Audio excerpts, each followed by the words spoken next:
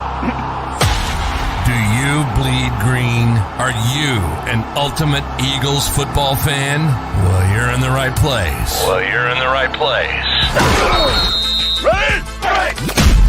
This is Birds 365, hosted by the new Mac and Mac, Jody McDonald and John McMullen.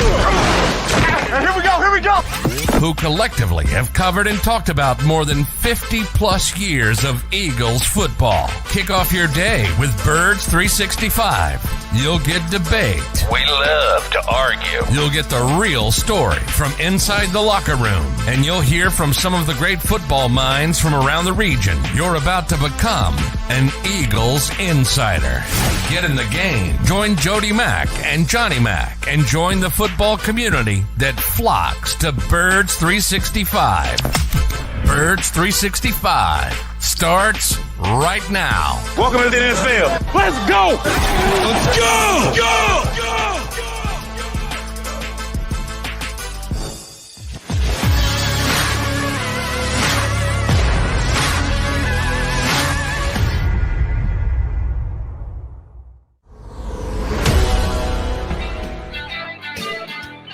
And a good morning, Birds fans. It's a hump day edition of Mac and Mac, a.k.a. Birds 365, McMullen and McDonald.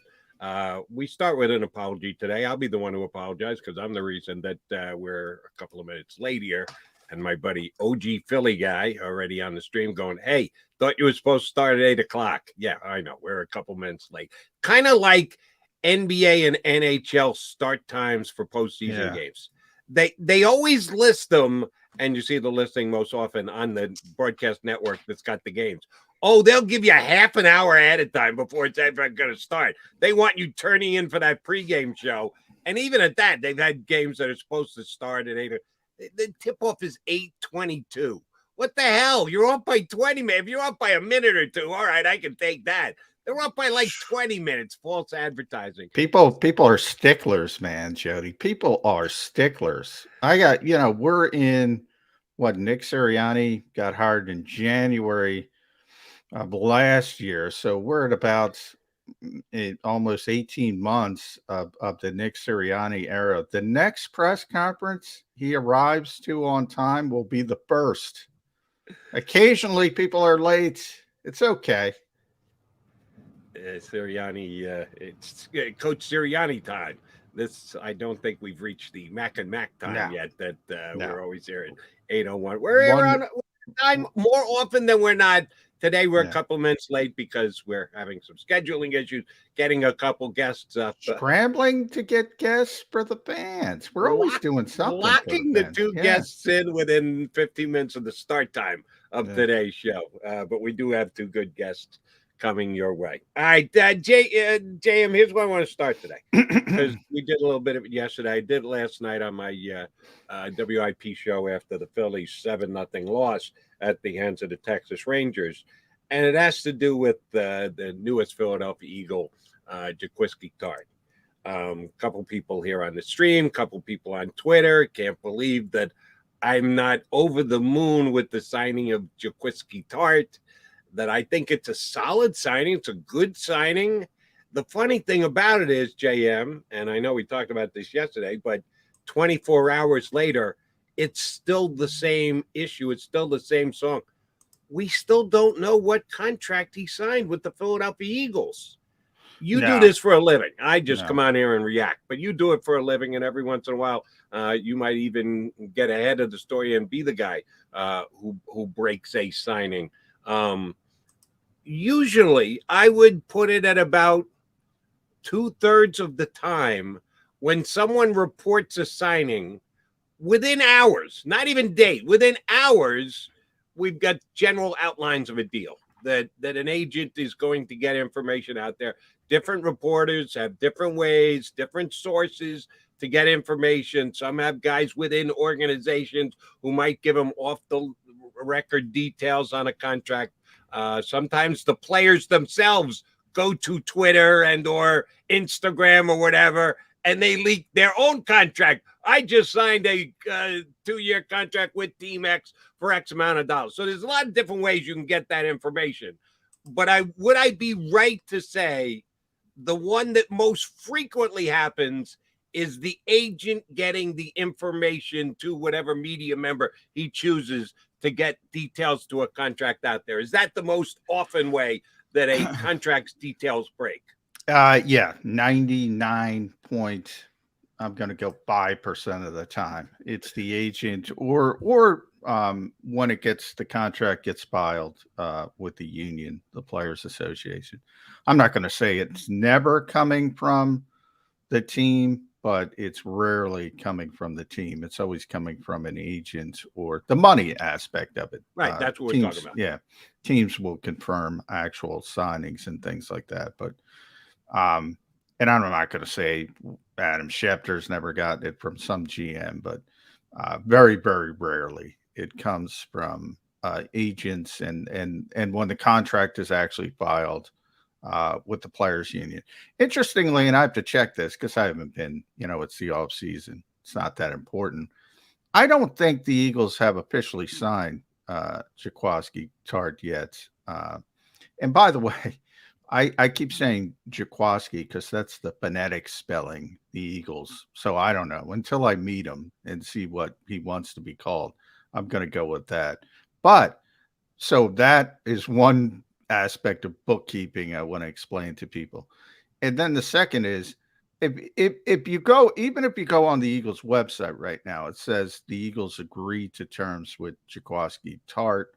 And they don't have them on the roster page yet. That indicates me pen has not been put to actual paper. And I haven't seen it come over the wire. The NFL has a transaction wire. Every day comes out in the afternoon at about 4 or 5. And so I don't think his signing is official yet at this point because it's the offseason. Nobody's in the building. He's probably not, he's not here. They wait so he's agreed to terms. So that's going to complicate things as well, unless the agent offers up the information, because it's going to slow down the filing of the contract because they haven't signed the contract yet. So that slows down the filing as well. So it's a strange part of the season, obviously, when you bring in a player during the dead period. And so it'll probably take a little bit longer. No, and the point you make about it being a downtime for the league and that can slow things down does need to be taken into consideration. But usually when it takes this long, and when I say this long, I mean between the time that someone first reports that the team and the player have agreed to a contract, for the details to be added to that, usually it's a matter of hours. Okay, if it's a day or two, so be it. We're now looking at 5 days since it first was reported that Tart was going to join the Eagles, and we still don't have the information. That does happen from time to time.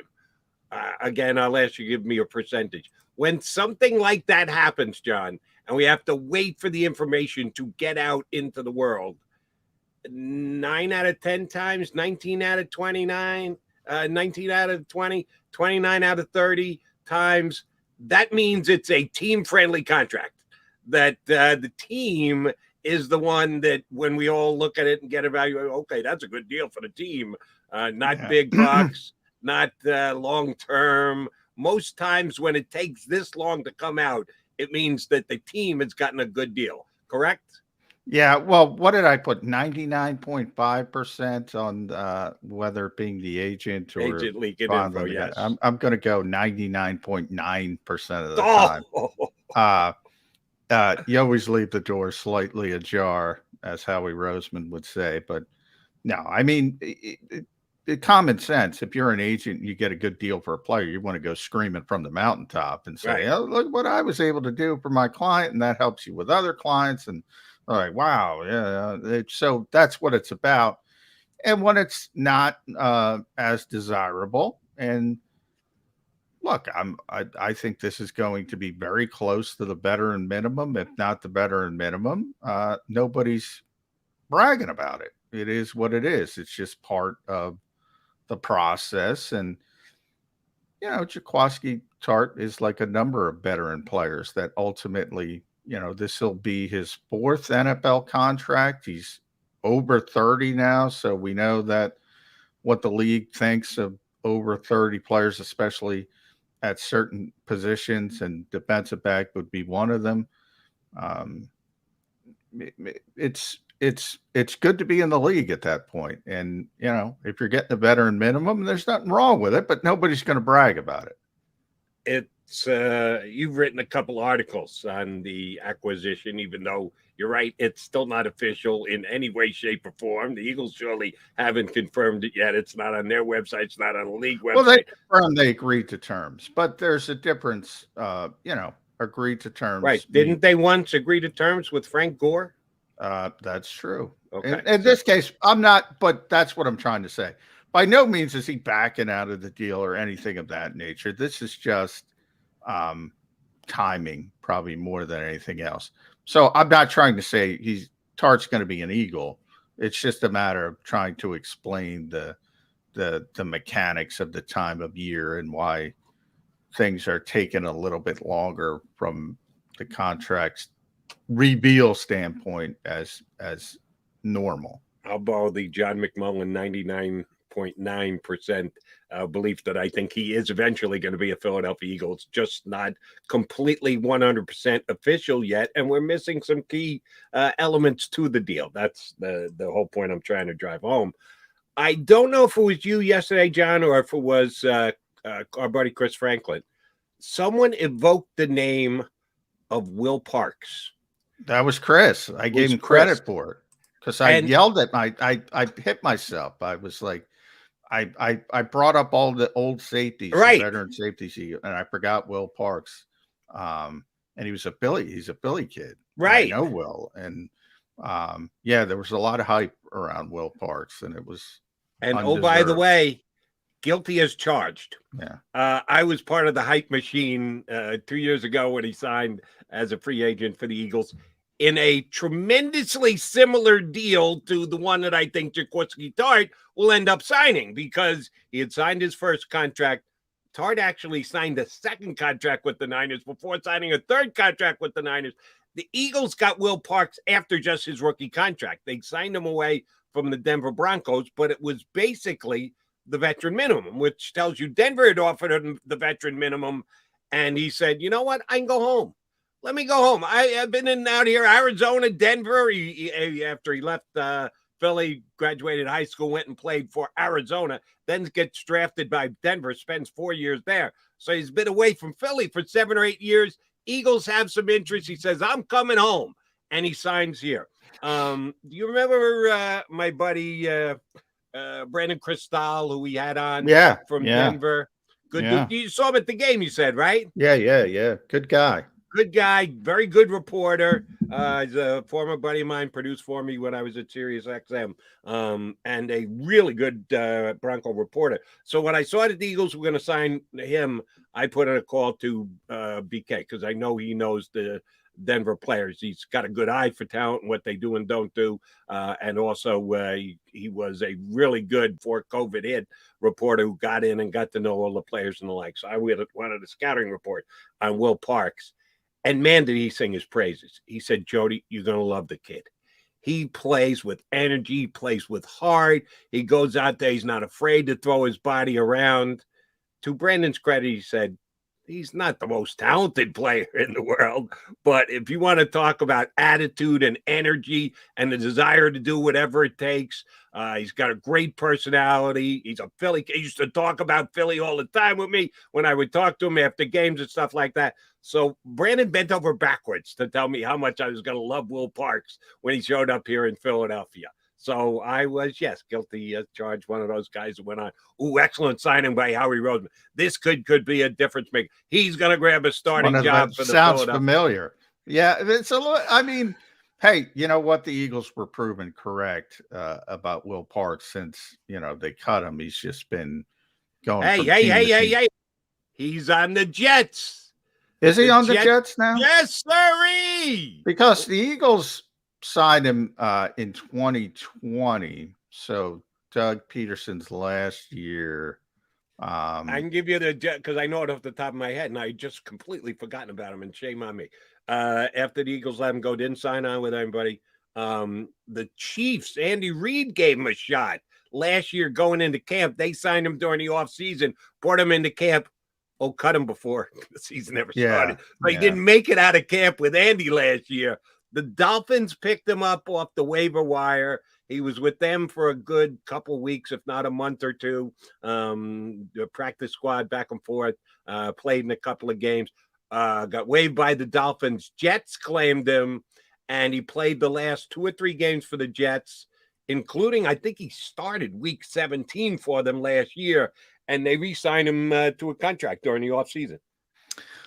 Yeah, I'm just looking him up as we speak. So we left Philadelphia in 2020. He actually went back to Denver. He got Denver. cut That's right. He went back to the Broncos. Reclaimed him first, and then the Chiefs, as you mentioned. Then he was with San Francisco, then Miami, and then the Jets. I missed that one. I missed the 49ers. Yeah. How did he not supplant Jaquiski Tart? If you're a big Jaquiski Tart fan, there you go. Well, that was better than Will Parks. Yeah, that was a practice squad. The Niners signed him to their practice squad. Then the Dolphins signed him off the Niners practice squad, and then ultimately he was claimed by the Jets. So since the Eagles released him 1, 2, 3, 4, 5 teams, Will's in it. He does everything Brandon said. He's got a tremendous personality.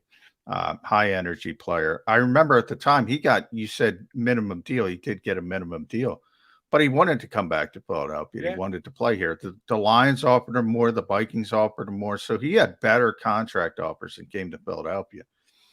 Ultimately, and it's rare, and I thank Chris Franklin again, where you see a play and you go, oof.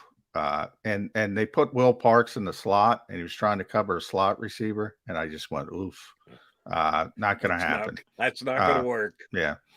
Now, if they used him just as a safety, obviously it didn't work out. But and he was younger. He was coming off his rookie deal with the Broncos when the Eagles signed him. So he's in that wheelhouse. So it was a bit of a disappointment. I think people looked at him. Whereas I mentioned with Tart, he signed 3 contracts with the 49ers. He had his rookie deal. He re-signed a 2-year deal. Then he re-signed a 1-year deal at the veteran minimum last year. This is his 4th contract. So over 30 now, a little bit different from that standpoint, but he's also far more proven. Look, Tart has played a lot of football on some very good defenses. That's the positive part. He's a far more proven player than, say, a Will Parks. So you can look at it both ways, but the Eagles have a history of bringing in veteran safeties. Most of them haven't worked. We talk about that with linebackers, and Les Bowen, I see him popped in the green room. Les can talk about this as well, because they have signed a bunch of veteran linebackers that didn't work out on 1-year deals. They've done the same thing at safety. The exception probably Corey Graham, and they got half a season out of Andrew Sendejo. The rest of the guys, Jonathan Cyprian, they traded for. I mentioned him. Andrew Adams last year. Will Parks the year before. Nah, not so much. I'm just mentioning this because I got a couple of responses on Twitter. We had a couple of guys both the last 2 days here on our stream suggesting that he's the best Eagles safety sign coming in. As John just pointed out, there's a chance he not on the Eagles 53-man roster the first game of the season. He's going to have to beat out certain play to even get a spot. He's a safety net, and safety net's a good thing. A veteran minimum safety net is a great thing. A guy who's been on a Super Bowl team is a great thing.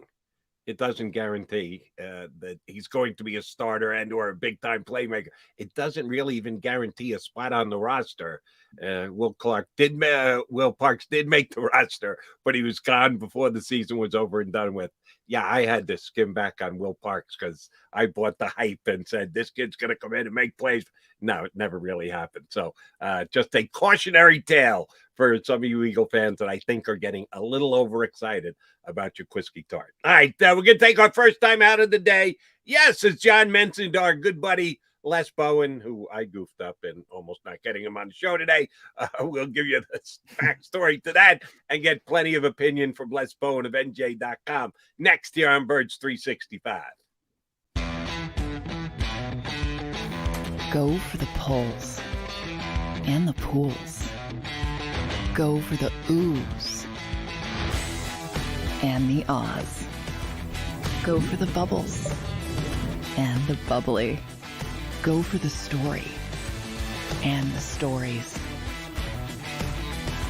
Go for the win. Go to Ocean Casino Resort. Book your trip at theoceanac.com.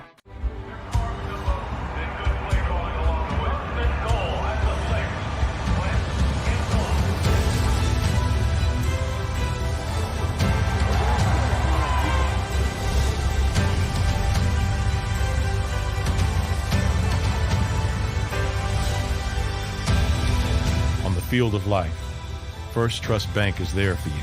Champions on three. 1, 2, 3. Because Philadelphia dreams deserve a Philadelphia bank. At Stateside Vodka, every new customer gets the world's best rocks glass, free. You're telling me that bottle is cut in half? You could say that.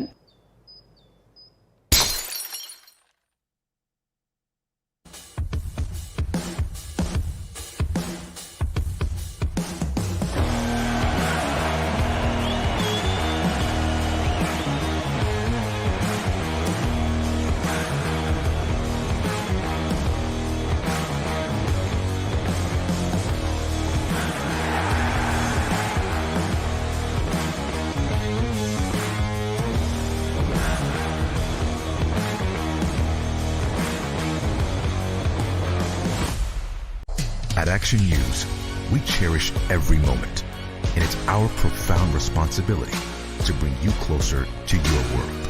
Never miss a moment. Trust the people at Action News. All right, did you know I was the Mommy Slam Dunk Champion? Really? Yes, really, don't sound so surprised. Let's see it. Oh, you're ready. All right, here we go. Let's hear the crowd. So go to right, go to left, fake a mom. Mama, go up, mama! She did it.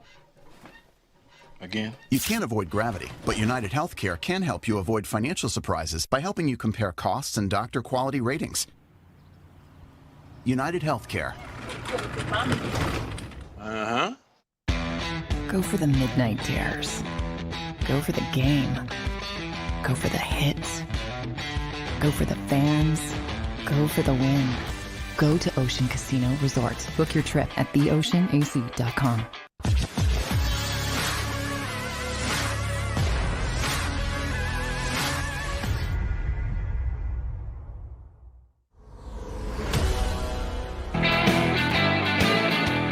You got John McMullen and Jody McDonald, your Mac and Mac Birds 365 guys. We are joined by an esteemed third colleague. You know him forever writing for Daily News Inquirer. He is now Mr. NJ.com along with our buddy Chris Franklin.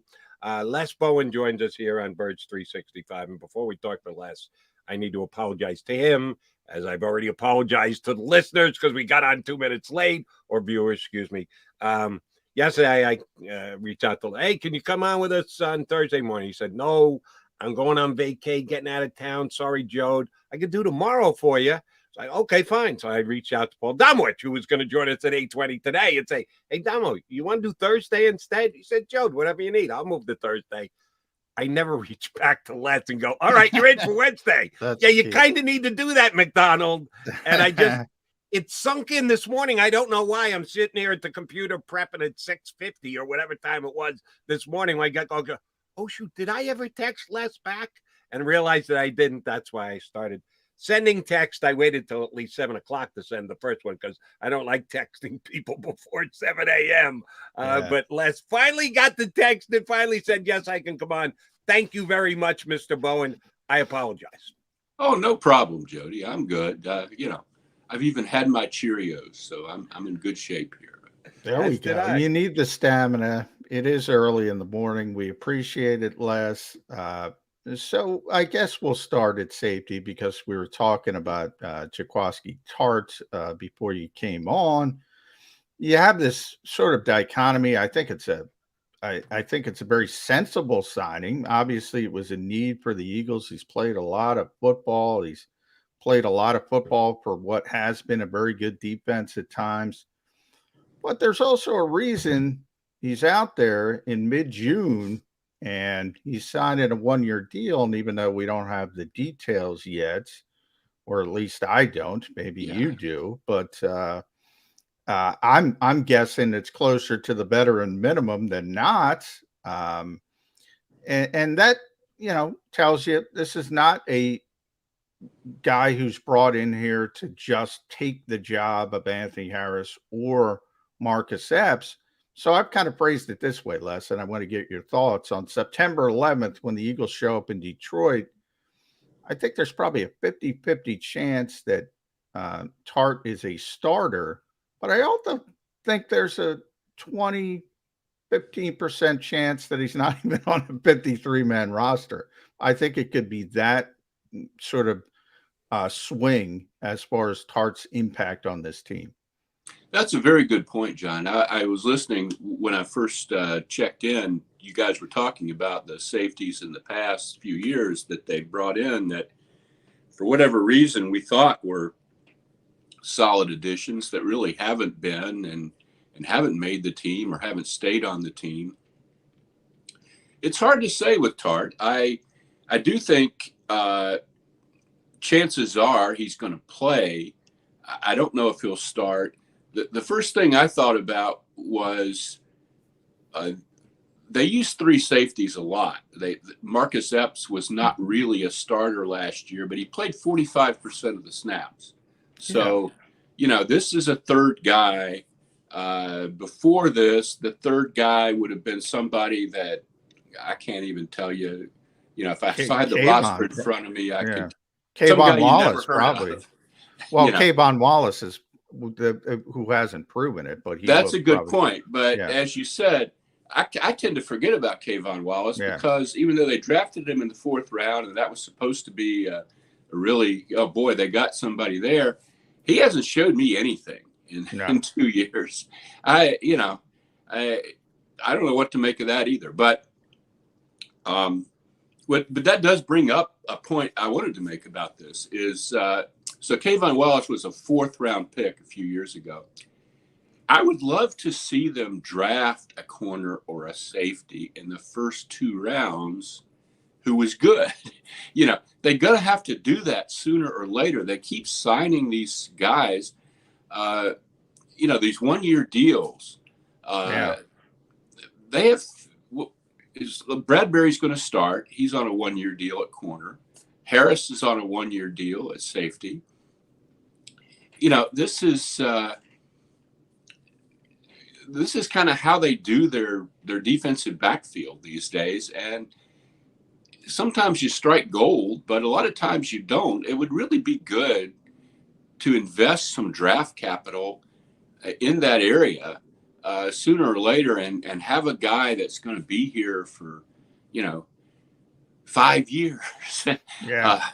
They could have had Kyle Hamilton less, but then you don't have Jordan Davis. Right. So, those are difficult decisions. But the Cam Jurgens pick, that was one that a lot of us thought could have been something else, but they didn't like the alternatives in the defensive backfield that were available at whatever 51 overall or whatever it was.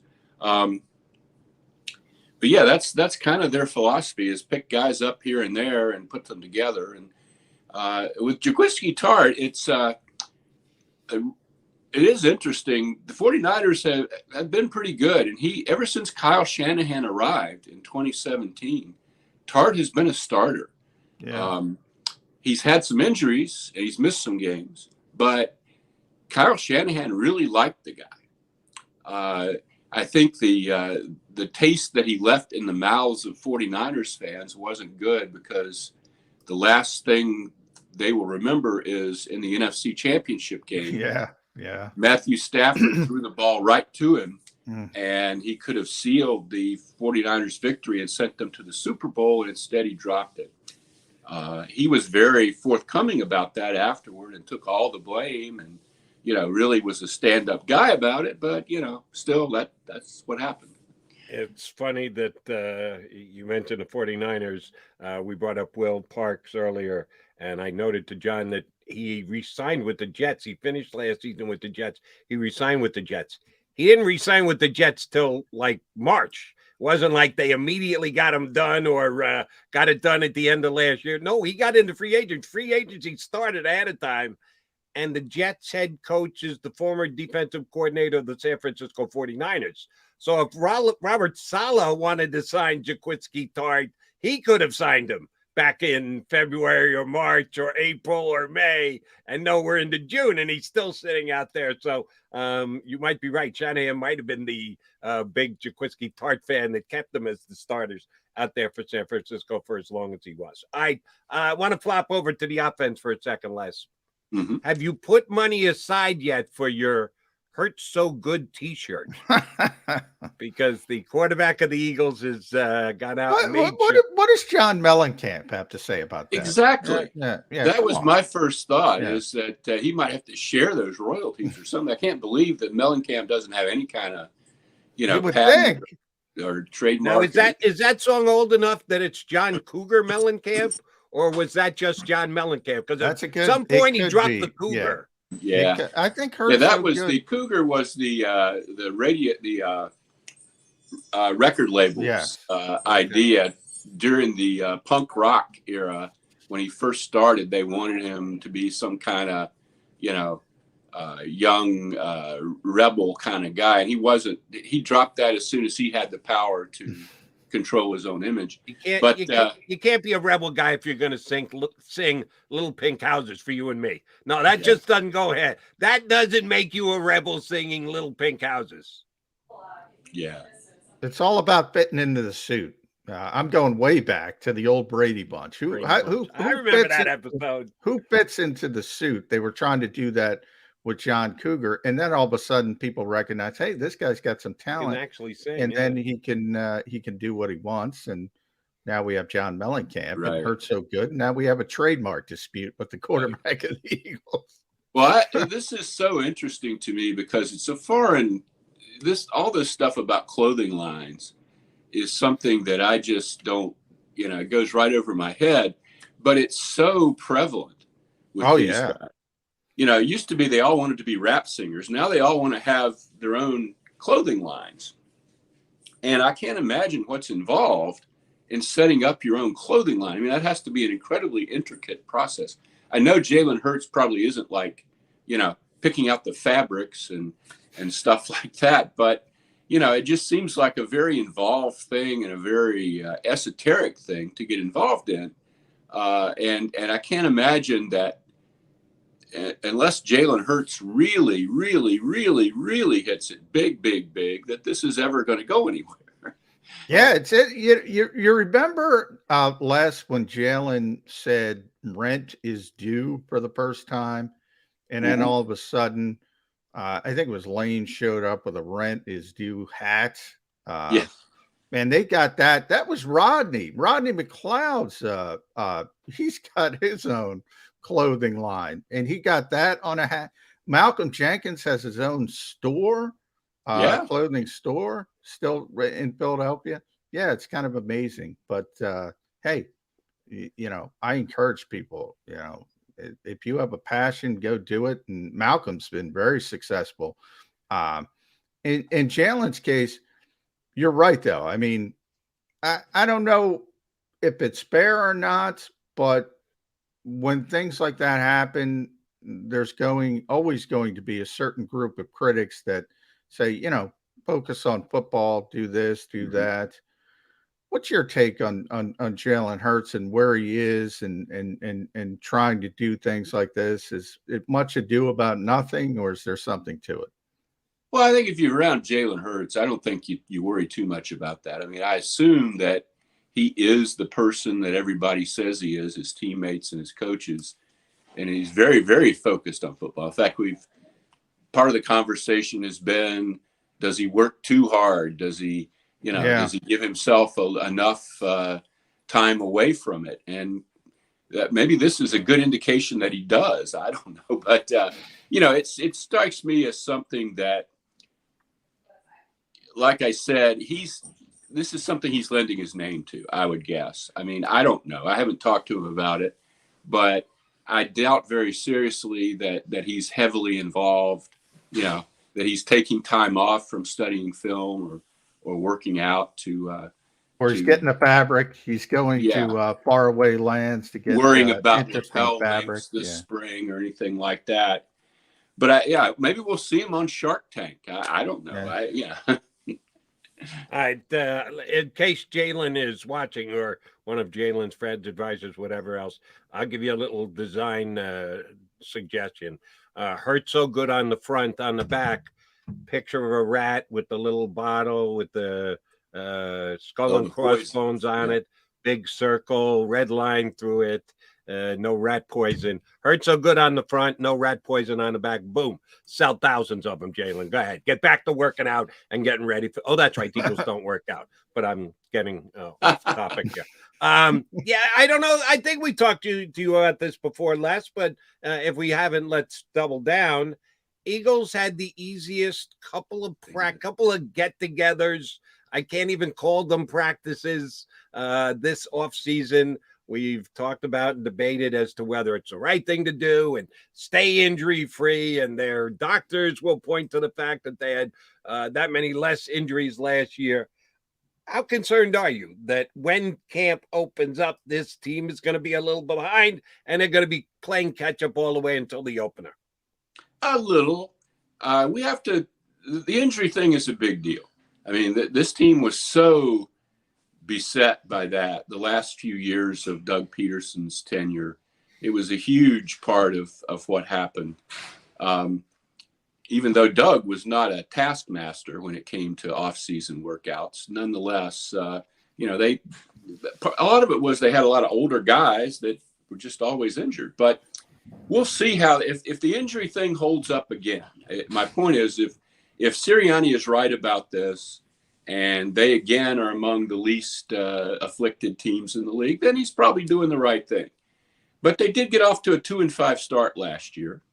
There was a new coaching staff that was feeling its way. We're hoping that they're not going to be that, that they've learned some things that they don't have to relearn.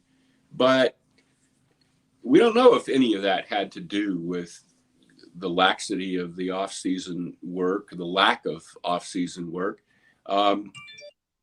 It is something that's a little unorthodox. We'll just have to see. This is still a pretty young group. You've added a lot of pieces. In the old days, I know when you added pieces, you wanted to really, get those pieces meshed in and have everybody knowing, exactly where all their teammates are in the scheme and all that stuff. And 7-on-7 doesn't give you that, really. No. So we'll have to see. They're putting a lot of stock, I think, in these practices, joint practices in Cleveland and in Miami. I don't know why we have to go to these places. I think they should make the teams coming here. Yeah, but I agree with you. I don't want to be in sum it up, guys. Yeah. Take it on the road, you two. Yeah, but that's going to be that's where it's at these days in the NFL is the joint practices. It is a 17-game season now, and if you make the playoffs, you're playing into mid-January, and there is a lot to be said for this approach, but there's a sort of in the back of my mind doubt about this. Yes. The joint practices, Les, I'm in agreement with. I think it was Doug who first explained, look, if we want to work on red zone or third downs, we got to hope that pops up in the game. We can script it in joint practices. And I said, yeah, right. That makes some sense. So I'm with the Eagles as far as that. But I do want to flesh out something you said. When you were talking about the injuries, you mentioned if Nick is right, Nick Sirianni is right. Is Nick making these decisions? Because I've yet to meet the football coach I say all the time that doesn't want to practice. And Nick doesn't seem like that guy. I mean, he loves ball, as he loves talking about it, wants to be. I find it very hard to believe that Nick Sirianni has 13 available practices and says, all right, let's cut this back to 6. I got to believe this is Howie Roseman, Arch Denoda, and a young coach that doesn't have the power to get fined $100,000 like Mike McCarthy and Ron Rivera for doing a little bit too much physicality.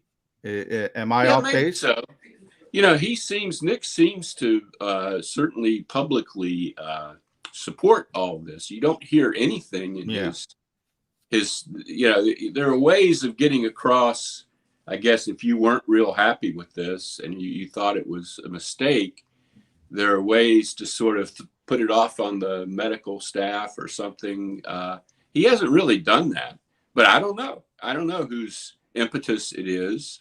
I would like to think that given his good, decent first year, given the fact that the Eagles want to build around this coach, that if he put his foot down and said, looky here, we're not doing this, we're going to have at least a couple more practices, that they would say, okay, here's Allie the dog. Yes. All right. That's Allie. Welcome to the show, Allie. You want to get up in the chair? Is that what we're doing here? It's a small chair. That doesn't bother her much. No, I'm with you. Fairly large dog, though. Good for Allie. Get him in there. Get her in there pressuring the quarterback. All right, that's where I want to go. Eagles made some significant additions during this offseason. 3 players north of $10 million per. That would be Bradbury at the corner, Hassan Reddick coming off the edge, and of course A.J. Brown going to be a big target for Jalen Hurts. Bradbury 10, Reddick about 15 average per. New heights for A.J. Brown at almost $25 million apiece. Contribution for the team coming up this year. Is it as easy as their salaries? Brown 1, Reddick 2, Bradbury 3. Is there a chance one of those could leapfrog one of the others? Rank the 3 top Eagle acquisitions for me this offseason and how you think they're going to have the biggest impact on the team this year. I had not thought about that, Jody. That's an interesting topic. Let's, I just off the top of my head, I think Bradbury could be as important as any of the other 2, really. That second corner spot is crucial to me.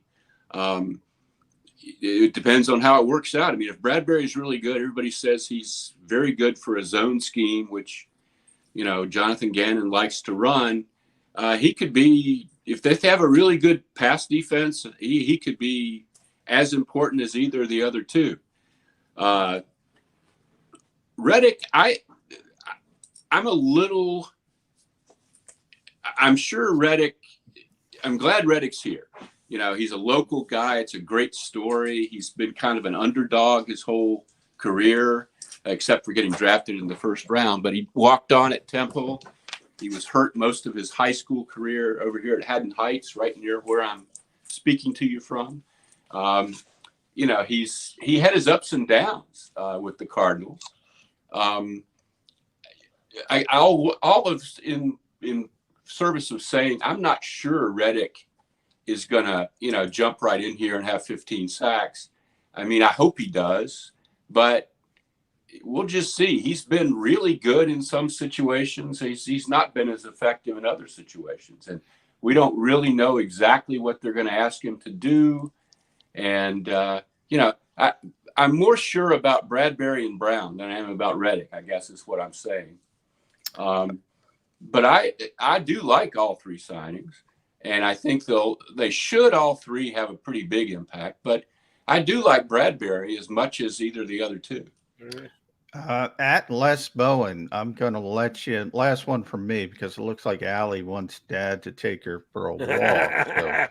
So, I do want to direct everybody to NJ.com and Les's latest, which is about the signing of Jaquiski Tart.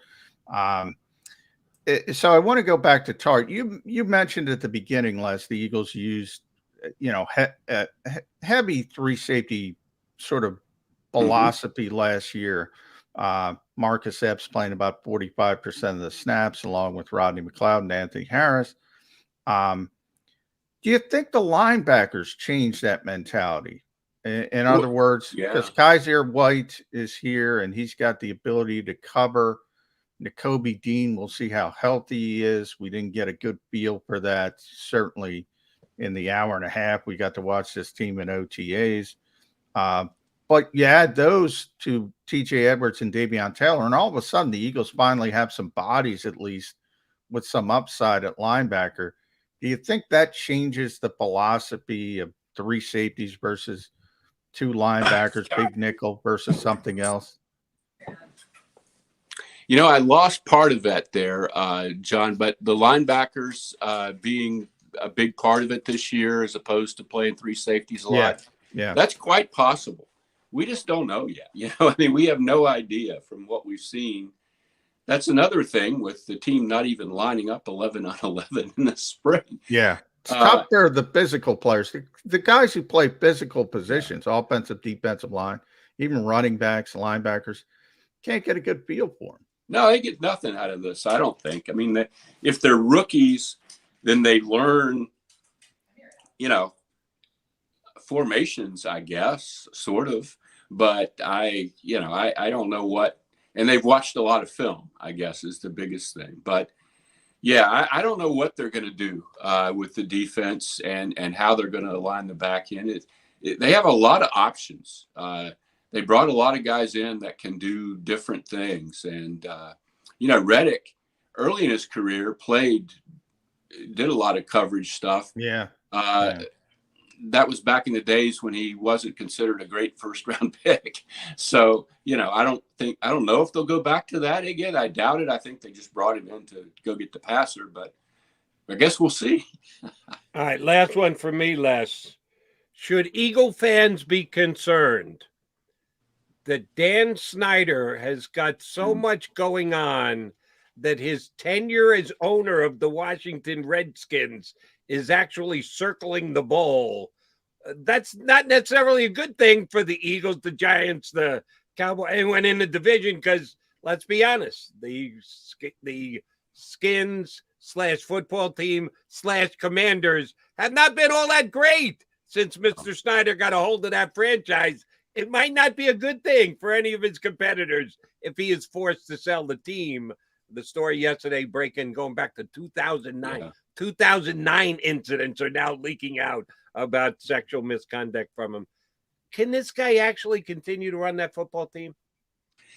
I hope not. I hope they do something, even though you're right. It would be possibly bad for the Eagles in terms of Washington being a better operation, less of a joke. But I think you have to look past that to what actually this guy has done.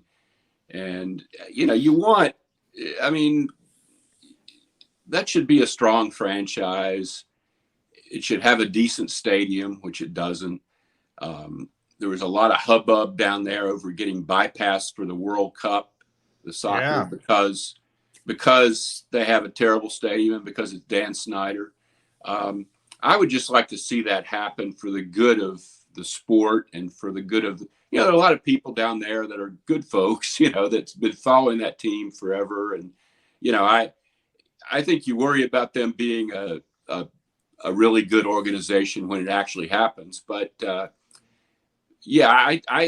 hope this is, if he doesn't get bounced because of this, it really disappoints me. And it makes it seem like there's two sets of rules in the NFL, one for the players whom Roger Goodell has control over, and one for the owners whom Roger Goodell serves.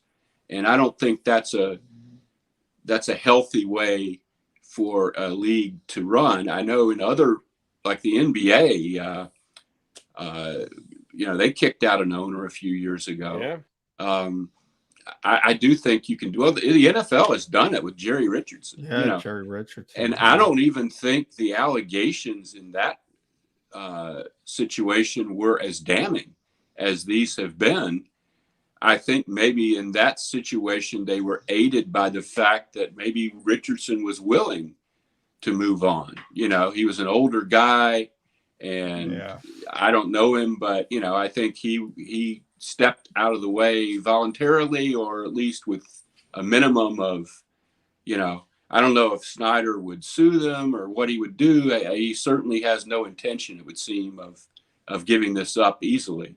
But yeah, I'd like to see that. I think it would be good for everybody if he got out of it and they had a, you know, responsible, decent owner down there in Washington.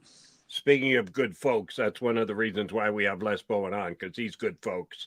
He's more worried about the overall strength of the league than what's best for the Philadelphia Eagles, because keeping Dan Snyder in place might actually be best for the Eagles. But we're kind of with you here. Maybe good competition makes you stronger, Jody. You know, there you go. Good attitude. You sound like you coached at one point, Mr. Bowen. Good coach speak there. Les, appreciate it. Know you're going to get some vacay in. Enjoy. Thank you very much, fellas. Thanks, Les. Les Bowen with Dog in Tail. And speaking of Roger Goodell testifying today, Jody McDonald, virtually. He's testifying. Is Dan Snyder the guy who most of these hearings are about? Is he going to testify? No, you can't get a good Zoom connection in France. Can't do it. Can't do it. It's well known. Can't get a good connection. Do you think is Norman Braman? Oh, I should start here. Is Norman Braman still alive? Do you know? That's a good question. I don't. I can't imagine he is, but I'd have to look it up real quick. Because this was a time of year when Norman Braman would always hightail it to France. Yeah. Before the season started, if it's an option, I recommend it. If you can go to France, it's beautiful. So you been? No, I haven't. I'd like. How the hell do you know? Because I know many people that have been there. Okay. They rave about it, Jody. I don't know. I've never been, and I don't know many people who have been there either. But yeah, if you got a couple extra bucks, you can go to France. Yes. Somebody on Twitter put a sort of one of those things about 30 different places, landmarks, or things around the United States. And said the average person has seen 5 of these, and you're supposed to count up how many you've seen. And I was at 25. I was at 25 in the I've been everywhere in the U.S., but I don't. The only places I've been outside the U.S. are Canada and Mexico. That's it. I did go to Ireland. Oh shoot! I went to Russia when I was just a high school student for a history trip. That was pretty significant. Yeah, that's significant. But I'd love to go to Europe. My wife's been to London a bunch of times, but I've never gone. I've always wanted to go to London. Maybe when I get older. Maybe probably when the Eagles get a London game. But now I don't want to go. Now I used to like traveling when I was younger. Now I don't want to travel. Well, but you got if the Eagles going to play a London game, you got to volunteer, John. You can't wriggle out of that when you got to say, all right, I'm in for London. If the powers that be want to send you there, all right, powers that be tell me we got to get a timeout in here. We'll come back. I'm going to ask the question I asked of Les to John about the 3 biggest additions for the Eagles this offseason. How would you rank them? Who's going to be the most productive? A couple other things before we get Mike Gill from the Sports Bash down at the Jersey Shore, 97.3 ESPN. Gill's going to join us coming up about 25 minutes from now. So you want to stick around with us here on Birds 365.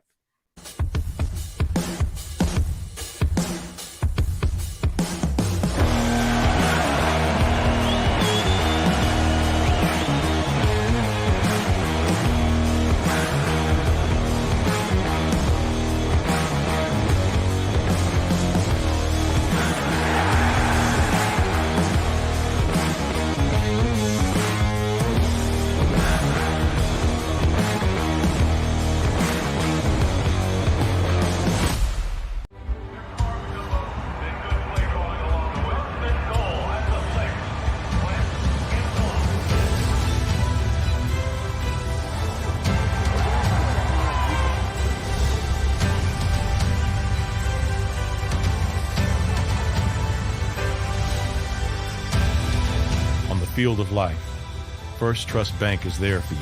Champions on three. 1, 2, 3. Because Philadelphia dreams deserve a Philadelphia bank.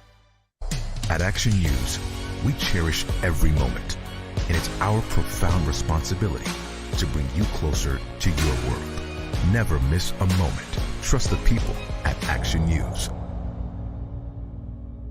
In Philadelphia, we celebrated the miracle with pride only 5 years ago. And then the following morning, IBEW Local 98 members went back to work, building this city, rescuing our communities from decay, and inspiring the young men and women of the region to take pride in who we are. Like the Cats, Local 98 members believe in hope. To learn more about who we are, what we do, and career opportunities with Local 98, visit us, IBEW98.org. All right, did you know I was the Mommy Slam Dunk Champion? Really? Yes, really, don't sound so surprised. Let's see it. Oh, you're ready. All right, here we go. Let's hear the crowd. So go to right, I go to left, fake a mom. Mama, go up, mama! She did it. Again? You can't avoid gravity, but United Healthcare can help you avoid financial surprises by helping you compare costs and doctor quality ratings. United Healthcare. At Stateside Vodka, every new customer gets the world's best rocks glass, free. You're telling me that bottle is cut in half? You could say that.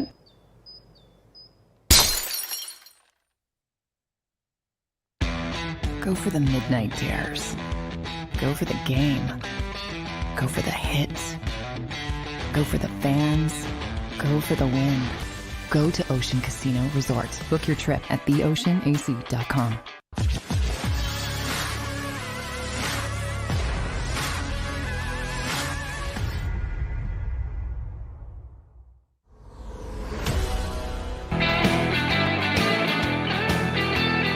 We are the Mac and Mac guys here on Birds 365. We still got plenty to do before we ski-daddle on out of here, including talking to Mike Gill. He'll be joining us about 20 minutes from now, somewhere thereabouts.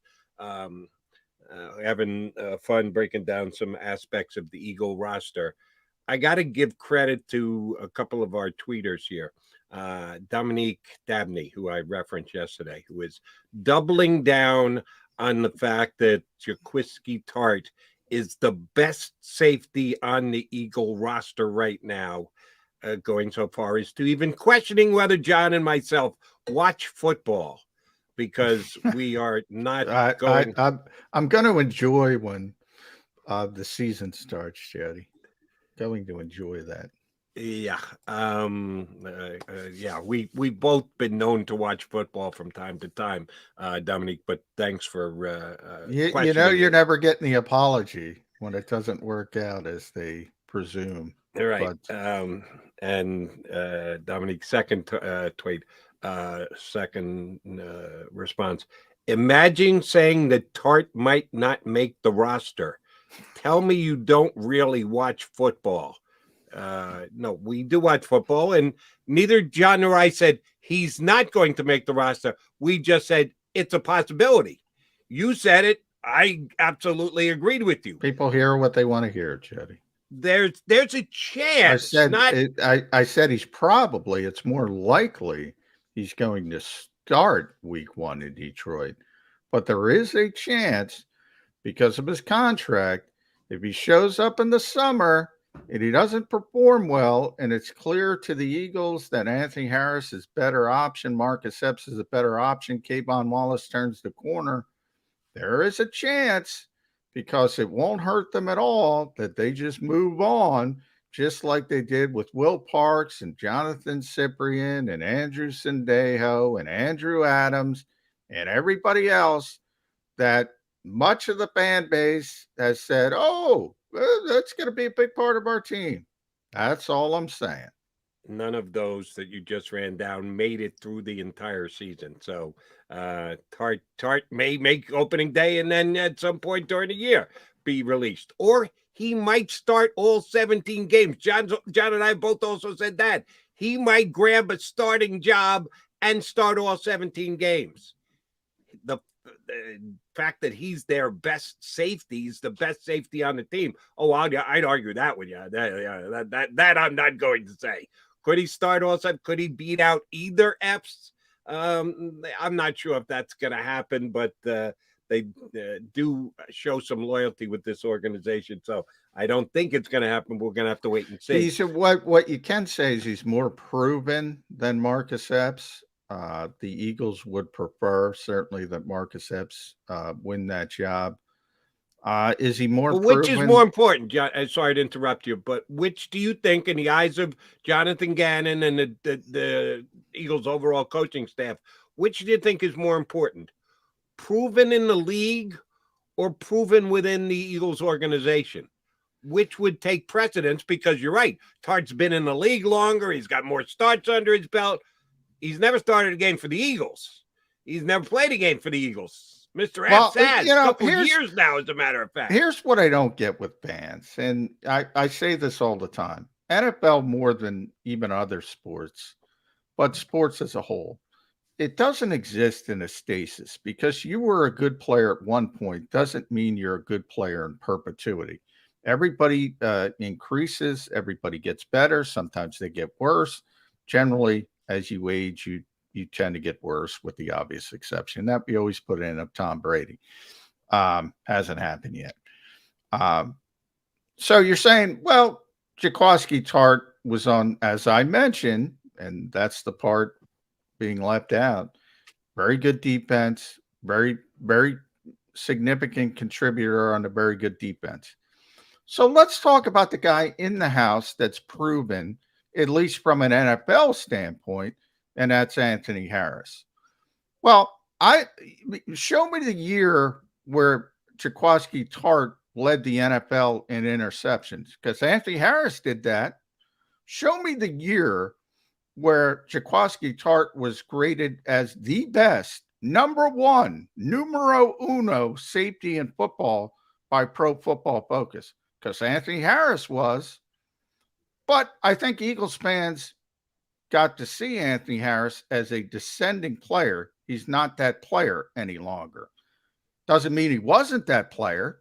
He was that player, to the point where he was franchise tagged, not given a 1-year minimum salary deal. A little bit of a difference in those two things, John. Franchise tagged Anthony Harris in the Eagles building. So if you're going to just rely on what people have done in the past, you're going to be a really crappy general manager, because things move quickly in the National Football League. Right. And if you're an Eagle fan, you watched every snap of all 17 games last year because you're a Birds fanatic. God bless you. I'm guessing you didn't watch every snap of all San Francisco 49er games last year. Although some guys talk like they did, and they've broken down film and spent 12 hours researching and giving scouting reports on what Jaquiski Tart did well and did poorly, snap in and snap out for the 49ers. If you can make that claim, God bless you, but I don't believe you. Paul Mancini, another one of our commenters, made an interesting comment on the safety position. He said he thinks there's a good chance Kayvon Wallace does not make the roster. Now, I think there's a good chance of that as well. But I would say the Eagles hope the light comes on for Kayvon Wallace. But yeah, I mean, time is running out for Kayvon Wallace. No question about that. All right, then give me a percentage breakdown. Sachere is a key special teams player, right? They really like him on the special teams. They do, but you also have to realize he got benched late last year as one of the gunners on punt coverage. So I don't think he's quite as entrenched as people think, but he was one of their better special teams players. And generally, when you get down to the fourth safety, you're going to want a good special teams player. So that kind of rules out a veteran. That would rule out Tart or Anthony Harris. So if they're not contributing, they're not going to be kept around as that fourth safety is kind of what I'm saying. All right. If we acknowledge that both Tart and Wallace are probables to make the every week 53-man roster, which one is more likely if someone else jumps up and wins the spot, or they need special teams, a guy like Satcher, which one is more likely to get cut, Wallace or Tart? Say that again, Jody. I was looking up at if we assume Epps is starting. Yeah. And that's why I asked you about Satcher. If he is a key special teams guy, might not be the best safety, might only be the fifth best safety on the roster, but he's their best special teams player, which might be able to move him ahead of whoever is their fourth safety. Out of Kayvon Wallace and Jaquiski Tart, which one is more likely to not even make the team? I would say Kayvon is more likely. Here's how I describe Harris versus Tart, which is what I think it will be. I think Epps will be a starter, and I think either Harris or Tart will be the other starter. If one of them comes into the summer and comes into training camp, it just performs poorly, they're out, they're gone. If they both play well and they want to use what we were talking about with Les, they want to use a 3 safety package, they'll both be here and they'll use that 3-man rotation. And that's why I bring up the linebackers. Things have changed a little bit. Where does Kaiser White factor in? Where does Nakobe Dean factor in? Where does Davion Taylor factor in? So it could be another position that also kind of helps them make a decision at safety. But what I was looking up, because, people don't realize how good Anthony Harris was earlier in his career. So I looked it up, Jody. 2018, number 3 of 93. Wow. In the entire NFL. 2019, number 1 of 84. Number 1 of 84. Now, Eagles fans got to look at Anthony Harris. He's no longer that player. I think we can all agree with that. By the way, if you just appease me for a second, you got the rankings in front of you? I have Anthony's. I'm going to look up Tarts in a second. 2020. So remember these, Jody, and I'll look. 2020, he was 38 of 94. So the descent started last year is 53 of 92. Which is mediocre. And basically, that's sort of what he was, mediocre, a mediocre player. And I think everybody would agree with that. Tart, the highest he ever reached was 16th of 87 in 2017. 2018, 54 of 93. 2019, 49 of 84. 2020, 43 of 94. 2021, 72 of 92. What the hell is the difference between Tart and Anthony Harris? You're sitting here. You have Anthony Harris, who's one of the best safeties in football, for a 2 to 3 year period. Again, leading the NFL in interceptions. Arguably the best center fielder at that time in the league. And we don't watch football. And you got Anthony Harris in your building, and you don't know about Anthony Harris, but you think you know about Jaquiski Tart? Come on. Just so we try and put it in a proper perspective, when he was the number 1 ranked safety from Pro Football Focus, which again, I always feel the need to do this. Don't always agree with everything Pro Football Focus does. A lot of times I do agree. I know how much, and we've had a couple of guys from Pro Football Focus on with as guests. John knows them as well from seeing them in press boxes and they put the work in. They break down film. They crunch the analytics. They don't just do this off the top of their head. They put a lot of effort into coming up with these lists and rankings and the like. Sometimes I'm 100% on board, and other times I end up scratching my head going, what the hell are they talking about? So I want to put Pro Football Focus in at least my focus. Number 1 overall safety in the NFL. I would have to ask the question, how?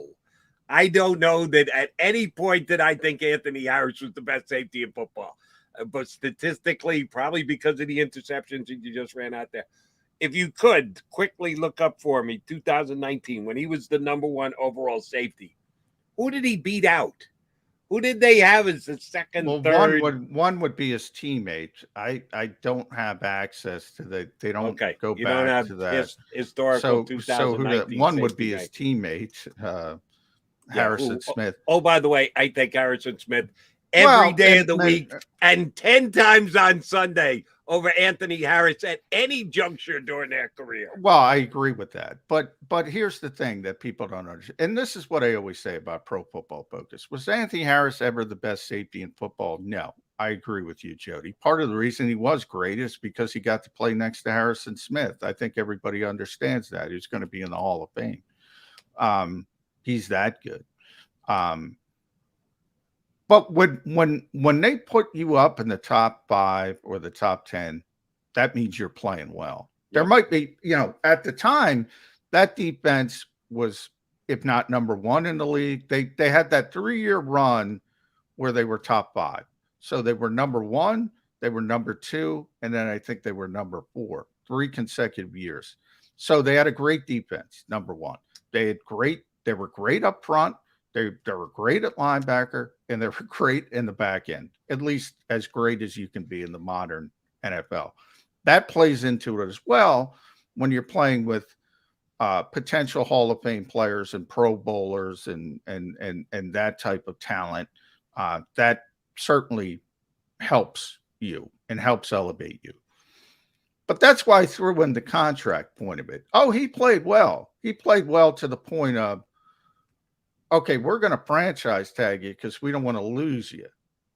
And then it had the descent, and the descent began. Look, I'm just saying there was one, you could say Anthony Harris isn't as good as Harrison Smith or, was never as good as Minkah Fitzpatrick or some of the great safeties in this league. I'll give you a guy.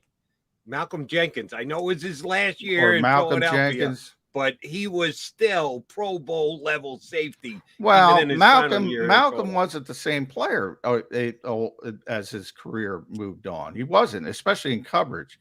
Great player, but that's a point. And Malcolm's a much better player overall. Nobody's arguing that kind of stuff. But the point I'm trying to argue is he was a good player. And he's an average player now. And that's what happens in this league.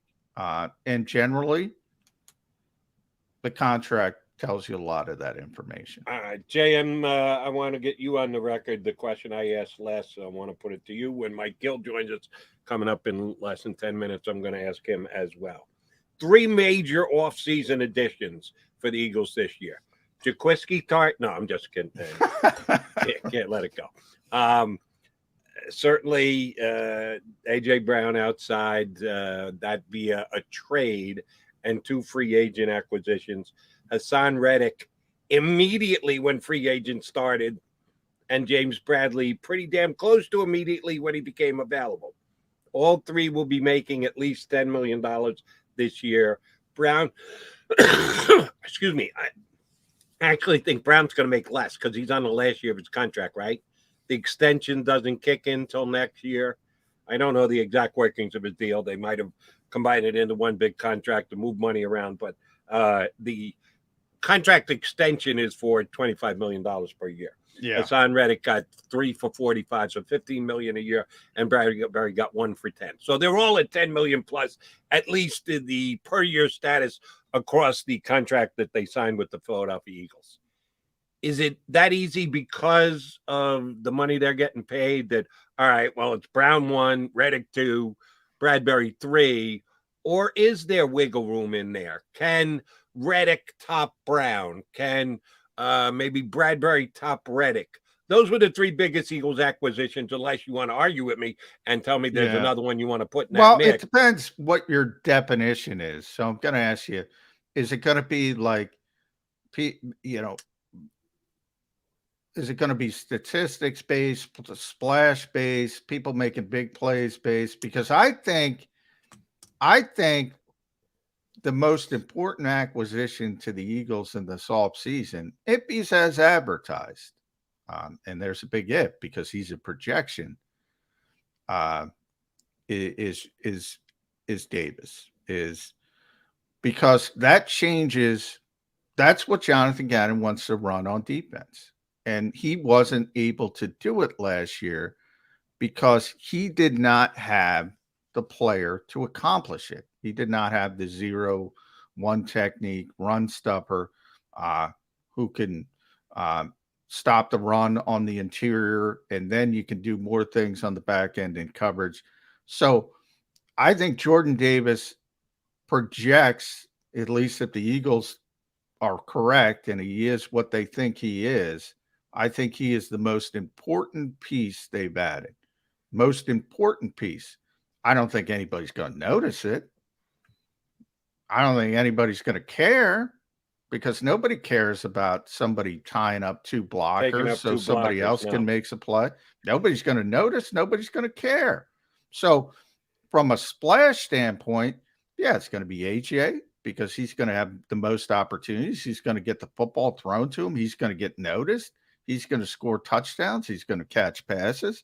Then it's going to be Reddick because he's going to sack the quarterback, and he's going to be the first edge rusher they've had with double-digit sacks since Connor Barwin. Those are the players that people are going to notice. So Brown, it's sort of, to me, it becomes Brown versus Reddick. But the most important addition to this team, in my estimation, is Jordan Davis. Right. But other than what you perceive he's supposed to do on every single play, you got to have some way to quantify it. And stats are the way we usually quantify in football. And you're right. He's just not going to be a stat grabber. For those of inside and understand what every single aspect of every single play, what a player does and how it affects every other player. You're right. Jordan Davis could be huge. Here's the reason why I think you're overstating it a little. I just don't think he's going to play enough to do that. Give me your best guesstimate. And of course, you got to factor in injury years, and none of us know anything about injuries, although we do know the Eagles will have less because they practice less in the offseason. But defensive tackle rotation, how many plays do you think? What's the percentage of plays do you think Jordan Davis is going to play here in year number one? 40 to 50%. He's a two-down player early in his career. But I don't care, Jody. I don't care. I'm like JG. I don't give a flying what about a two-down player. Shouldn't that be 66% of the snaps, John? No, well, by two-down player, it's obviously just a descriptor. He's going to play anywhere from 40 to 50% of the snaps. If 3rd and 1 turns into 3rd and 9 because of Jordan Davis, he impacted the game, even though he's not on the field on 3rd down. That to me is more important. 3rd and 1 because he can't stop the run and it's an easy conversion for the opposing offense. All right. The analytics people, Alec Hallaby will tell you how important that is because they're doing the deep dives into the real crunching of the advanced numbers. And it's hard to explain to the average fan who thinks, Jaquiski Tart is Harrison Smith, that, you can have an impact on a game and not even be on the field on 3rd down because of what you did on 1st and 2nd down. But it's real. And that's what Jonathan Gannon wants. And it was important to him. And you can criticize him. And I'll be, if you want to criticize Jonathan Gannon for not adjusting, sort of like Nick Sirianni did, and he wanted to run this system, and he's got Ryan Kerrigan playing 4-eye and Josh Sweat playing 4-eye technique, and they shouldn't be playing that. Feel free, but that's what he wants to run, and he'll be able to run it this year because he's got the big nose tackle to do it. And he's going to be impactful. If they have a good defense And again, this is all projection because we don't know if Jordan Davis is going to be a good player. If he's as advertised, he's going to be the most important addition to the Philadelphia Eagles. Yeah, I can't get there with you. I hear what you're saying, but they still have Javon Hargrave and Fletcher Cox here. So I don't see Gannon, even if this is the core of his beliefs, pulling those two guys off the field to get Davis for that many more snaps. They're not going to play the same position, Jody. They're not. Javon and Fletcher aren't going to play the same position as Jordan Davis. They're going to be 4-eye guys. They're going to have 3 interior players. They're going to have the nose tackle, the zero technique. And this is first and second down in theory. You're going to have the 2 4-eyes. You're going to have the 2 overhang players. And that's what your front's going to be. And I point everyone, in September 11th, watch, you're going to see Vic Fangio and Brandon Staley. If I'm wrong, I'm wrong, but I don't think I'm going to be wrong. And if you're going to see Vic Fangio and Brandon Staley, Fletcher Cox and Javon Hargrave aren't playing the same position as Jordan Davis. Right, but are you suggesting that all 3 of them are going to be on the field at the same time? At times, yeah. At times. I think that's going to be very infrequently. Very infrequently. I think you can only get 2 of those guys on the field at the same time. All right, we'll put that question to Mike Gill, our buddy from the Sports Stash down the Jersey Shore. He's going to join us next here on Birds 365.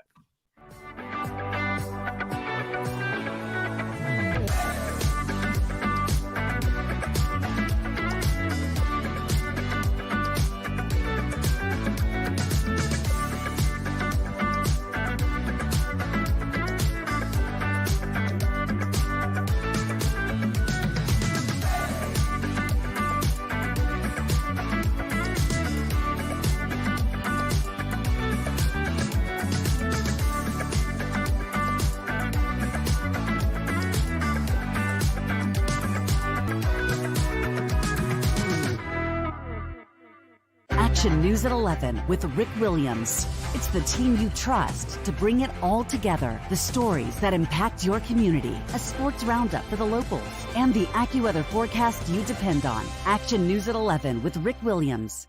All right, did you know I was the Mommy Slam Dunk Champion? Really? Yes, really, don't sound so surprised. Let's see it. Oh, you're ready. All right, here we go. Let's hear the crowd. So go to right, go to left, fake 'em out. Mama, go up, up, up.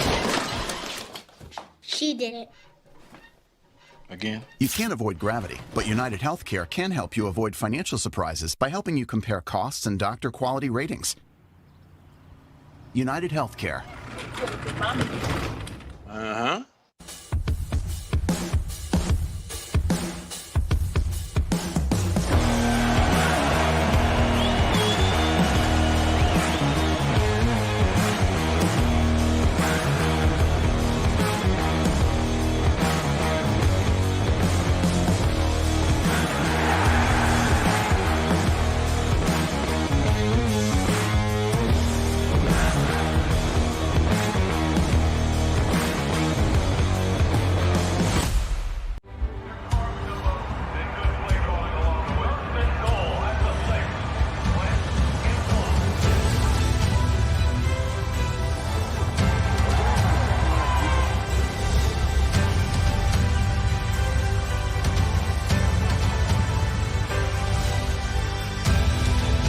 Field of life, First Trust Bank is there for you. Champions on 3. 1, 2, 3. Because Philadelphia dreams deserve a Philadelphia bank. Go for the midnight dares. Go for the game. Go for the hits. Go for the fans. Go for the win. Go to Ocean Casino Resort. Book your trip at theoceanac.com.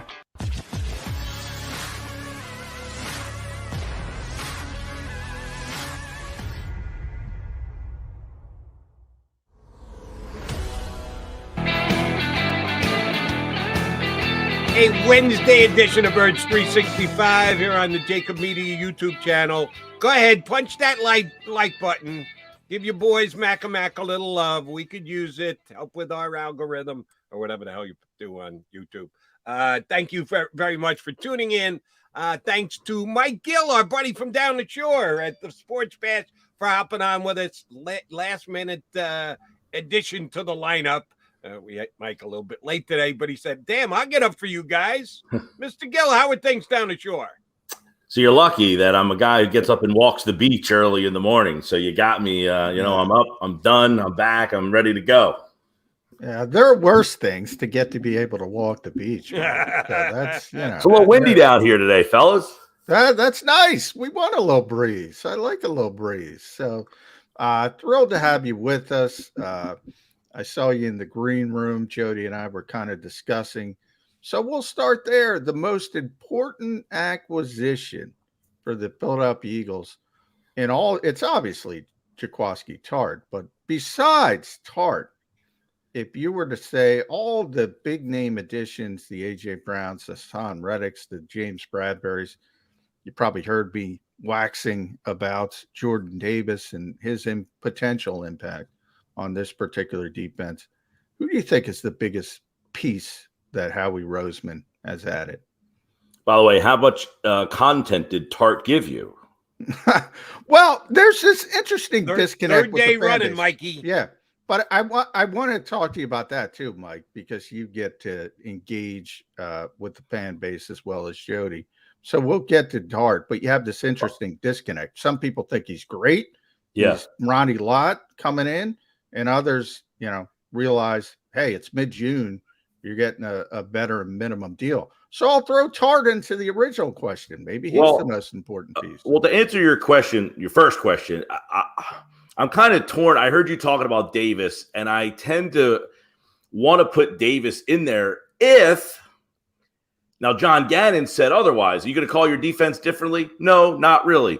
Well, I don't really believe him. He's lying. If he does change the way that his defense is called because of this particular player, that could have a big impact on everybody else, which means, to me, the guy that I'm really excited about seeing would be Nakobe Dean and how a linebacker will finally look playing in this defense. And from all that – we're hearing is he's very smart. He might he might be the guy who's the captain of the defense. I mean, he might be that guy who's all over the field, makes plays. We might not be bringing him up first, guys, because we're not used to seeing a playmaking linebacker on this defense. So I'm hopeful that he's the guy at the end of the year we say, man, what a difference it was bringing in a linebacker for this defense. So obviously, A.J. Brown's got to be at the top of that conversation too. You hope. If not, that's not good. If at the end of the year we're talking about A.J. Brown with 875 yards and 4 touchdowns, we're probably disappointed in what ended up happening. You need a guy to get you 1,200 yards, right? This is what you brought this guy in finally for. Yeah. And I think he's got a better chance to get 1,200 than 800. And he better get more than 4 touchdowns. Otherwise, you're right. Your phone lines, my phone lines, our feed here. People will not be happy with that as a production year for Mr. Brown. Some people are suggesting that the Eagles might have an issue on their hands in that there's only one football to go around. That if we want to see Brown get 1,200 yards and 9 touchdowns, and we want to see Devontae Smith improve off last year and add to his yards and his touchdowns, we know Dallas Goedert's numbers are going to go up because he had to share it with Hurts for the first 5-6 weeks of the season. We know the Eagles are going to throw the football more. Is Jalen Hurts going to be able to spread the ball around enough to 3 very significant targets this upcoming year? Yeah, and your buddy Jeff Kerr was on with me Monday and even suggested the Eagles should make a run for Odell Beckham. And I said, well, come on, Jeff. Isn't that the problem they had in Cleveland was they just didn't have, you had him and Landry. I mean, there was just the 2 running backs there. You just had too much. Look, I think that this offense is probably made for spreading the ball around with this particular quarterback. You don't have a guy who I think is going to just zone in, lock in on one particular guy. If they run the ball, that should help him kind of find his guy that he feels most comfortable with at some point. And I would imagine you would see the 3 guys, Brown, Smith, Goddard, get a majority of the targets here. and that there would be enough for those three guys to go around. You would imagine they're going to throw the ball more than they did last year. But somebody brought this up to me on my show. I think it was a caller that suggested, what if they don't change the offense? What if they run, and that the plays that were in the passing game last year that weren't made by Jalen Reagor, that weren't made by Quez Watkins, and Smith maybe wasn't ready to kind of carry the load himself. What if those same plays are there and you have A.J. Brown making those plays instead of somebody else? Could the offense look similar with just better pieces making those plays that weren't made last year? I thought that was a pretty interesting thought. I don't see them running the ball as much, but are we just writing off that the run game is going to be a big factor in this offense again, specifically with this offensive line? Like, wouldn't that be not utilizing a strength if you didn't continue to use the run in a pretty high volume? Yeah, I mean, I think it's a fair point. I think it would be almost a dereliction of duty if Nick Sirianni went away from the running game completely. This organization led the NFL in rushing. They have a quarterback who was outside of Lamar Jackson, I believe led the league in yards per rushing attempt. Miles Sanders was second at 5.5. And it was tied for the top number amongst running backs. Jordan Howard's effective. Boston Scott was effective behind this offensive line. Kenny Gainwell was effective. Mike Gill was effective, I believe. Anybody can run the football behind this offensive line.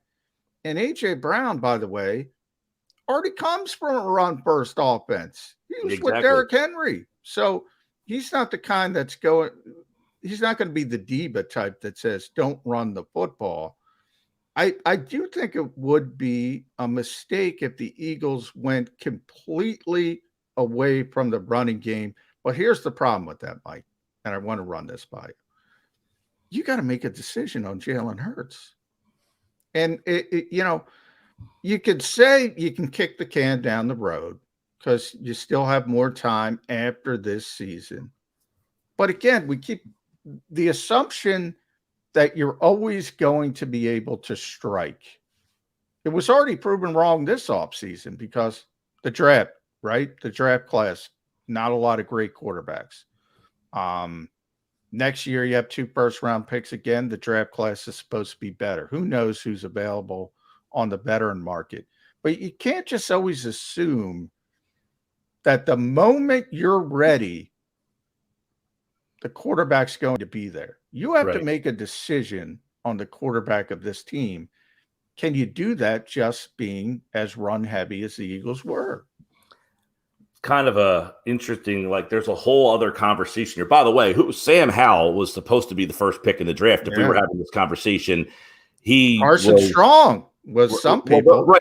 The North Carolina quarterback, he was the number 1 pick, and he wasn't even a first-round pick when it all. So things could change. You're right about that. Number 2, this whole thing. Let me disagree with you, Gill. Spencer Rattler was supposed to be the number 1 pick in the draft. Spencer was in the conversation. Yeah. Hal was in the conversation, but Spencer Rattler is playing for who now? South Carolina. He's already South Carolina. Right. How about going from number 1 pick in the draft, Oklahoma? Yeah, you're a Gamecock now, Spencer. Yeah. Good job by you. All right. Sorry to interrupt, Mike. I apologize. But, there's only so many guys that can play this position. You're always looking for this ghost that I always say that really doesn't exist, this franchise quarterback. There's only so many of them. So it depends, John. What's the line of demarcation of success that you feel like we're winning with this guy, right? We're winning games. We're making the playoffs. We go deep in the playoffs. Is it? Look, San Francisco said Jimmy G got us to the Super Bowl, but we just don't think you can win that one game, so we have to replace you. So how far or what does it take for the Eagles to say, you've got us as far as you can get us, but we have to make a change because that's it. I remember I'll name drop here, right? I was having dinner with Rod Thorne one night. He's a West Virginia guy, okay? So the 2 West Virginia compadres are having a conversation, and he says, we just thought that Andre and Thad and that group, That was as far as they were going to get us. They did a great job, but they got us as far as we thought we can go. That was it. They traded for Andrew Bynum because they didn't think that group could get them any further. So how far do the Eagles brass feel? Let's say Jalen Hurts takes them to the NFC Championship game and they lose. Do they say, he got us to the NFC Championship game, that's great? Or do they say, he got us there, but that's all he is. That's as good as he's going to be. I think it's really how much they value him inside that front office, and I think they value him a lot. I really do. I think if he got him to the NFC Championship game, I can't imagine that they would be looking to replace him. You agree? It comes down to you defining he got them too. Like, Yeah. did Jimmy G get the 49ers to the championship game last year? Or was it the Niners defense and their coaching staff? Yeah, but that's where I feel like some of these teams, that's where I feel like some of these teams have flawed mind. Like, if that's the style of your team, what's the difference who the quarterback? You know what I'm saying? If the problem is, well, here's the difference, Mike. People don't want to keep that style of play. They don't want to be that style, even though that style fit them. That's fair, because Kyle Shanahan, there's some ego there. Everybody knows who watches this show. I have tremendous respect for Kyle Shanahan. I think he's the best play caller in the NFL, but he's got an ego. He decided on the way to the Super Bowl, when they made the Super Bowl, that he wanted to move on from Jimmy Garoppolo.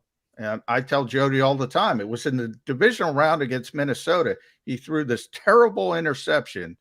I think it was Eric Kendricks who picked it off, and he just stopped throwing the ball. He turned into a run-first team in the playoffs and just out-physicaled everybody, got it all the way to the Super Bowl. And, oh, by the way, should have won the Super Bowl, but they kind of crapped the bed in the fourth quarter.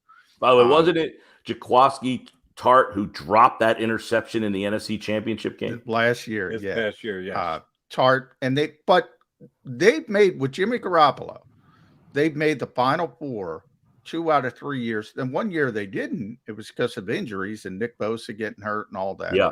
They've a great team. And they're really, if you want to talk about the template of what the Eagles are trying to build, they're trying to build into being the 49ers with the limited quarterback, but they have a good roster, good talent. And the 49ers have proven you could make significant runs. But through the whole run of the 49ers, the head coach knows he's got to get better at quarterback. Is it better to understand that and always be trying to do it, and we'll see what Trey Lance does? Or is it better to be hemming and hawing and saying, let's wait and see? Jody, you're a baseball guy. Isn't this city the perfect city? The Phillies won the World Series with Jamie Moyer and Joe Blanton. They go out and get Cliff Lee and Roy Halladay, and they can't get out of the playoffs. Back to the World Series, yeah. Right. Sometimes, like this, we're so enamored by the next best thing, and sometimes the next best thing or the best thing isn't what's right for your situation.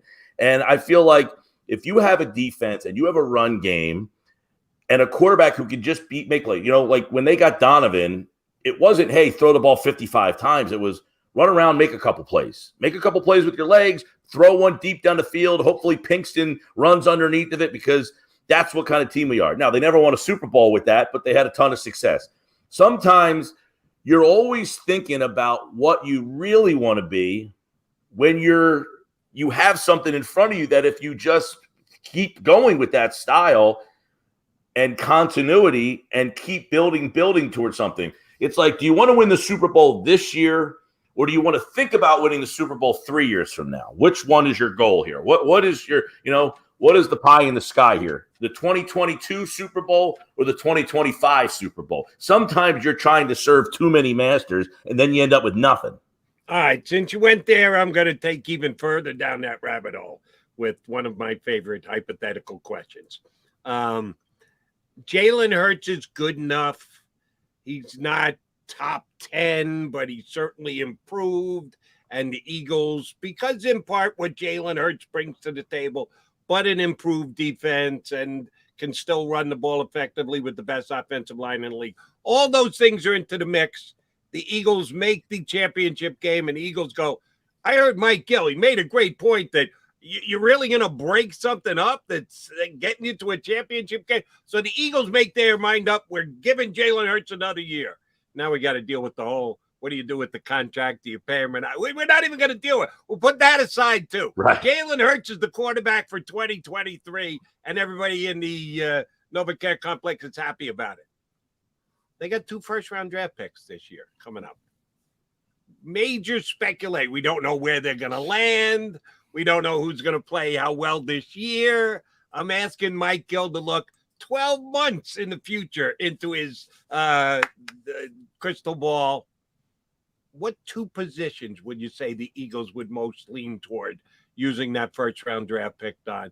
If you want to combine the 2 and move up and go, Jody, no, they need 1. They got 1 positional need, and it's so important. I would give both of the draft picks to move up. Because, oh, by the way, we got the Eagles doing well because Jalen's playing well, and I think the Saints are going to be okay. John and I disagree on this a little bit. John thinks the Saints made a mistake by doing some of the moves they made this year with a first-year coach who didn't win his first time as a head coach in the NFL. I actually think they're going to be – if Jameis stays healthy, I think they're going to be above 500.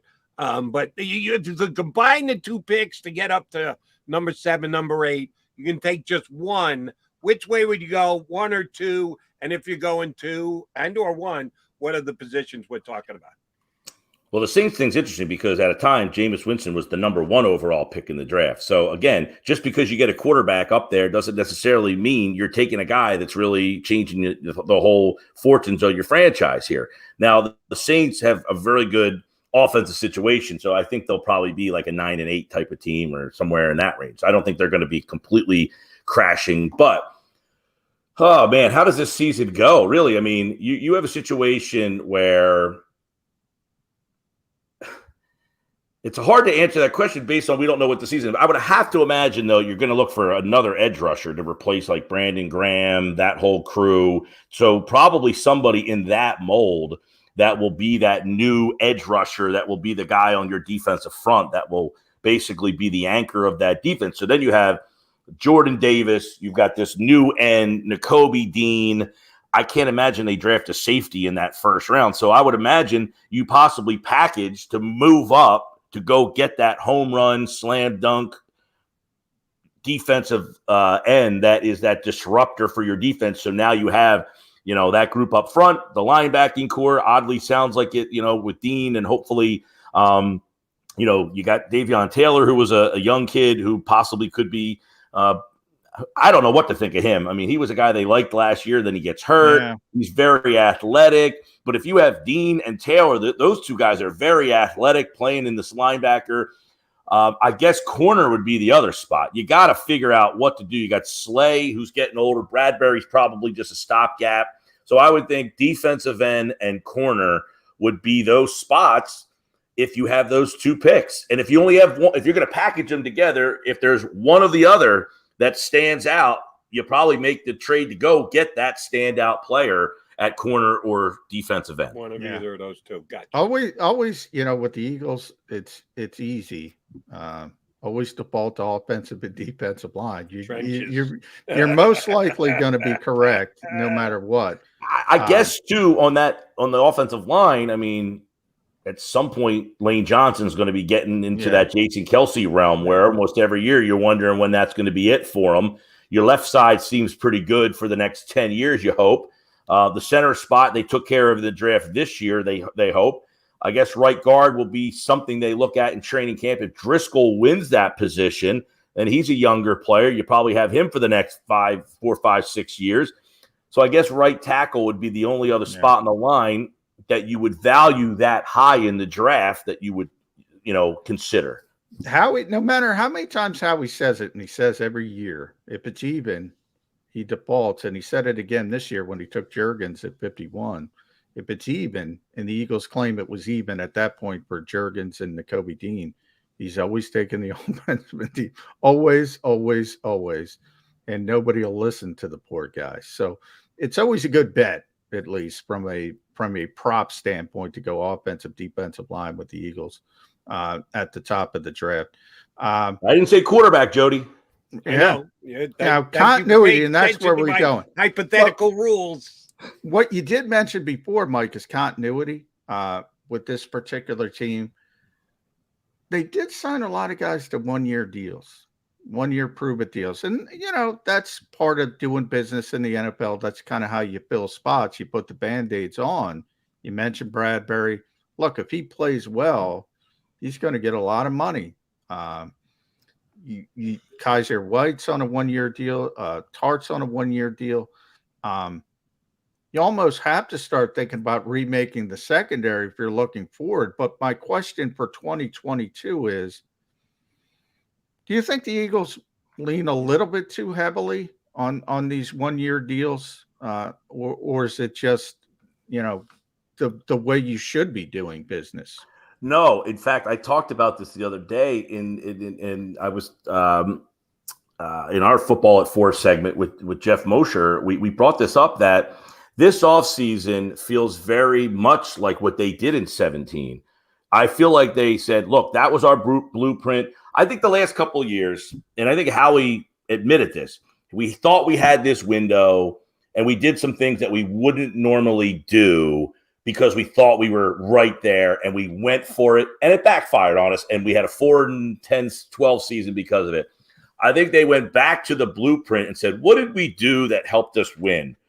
And started to go back down that road and said, look, we drafted these guys, we built the lines, and then we filled in these other spots with these 1-year prove-it deals in hopes that those guys, Patrick Robinson had a career year. LeGarrette Blount came in. He had a huge impact. Chris Long came in. He had a big impact. So it feels very similar that they said, let's bring in these guys, 1-year deals, make them prove it.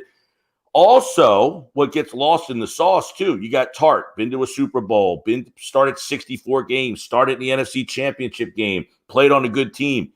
Even if he doesn't start, he's creating competition for Epps and Harris that they both don't just get handed a job, and it makes it a more competitive atmosphere in training camp. If you don't have him there, who's challenging Epps and Harris for that safety spot?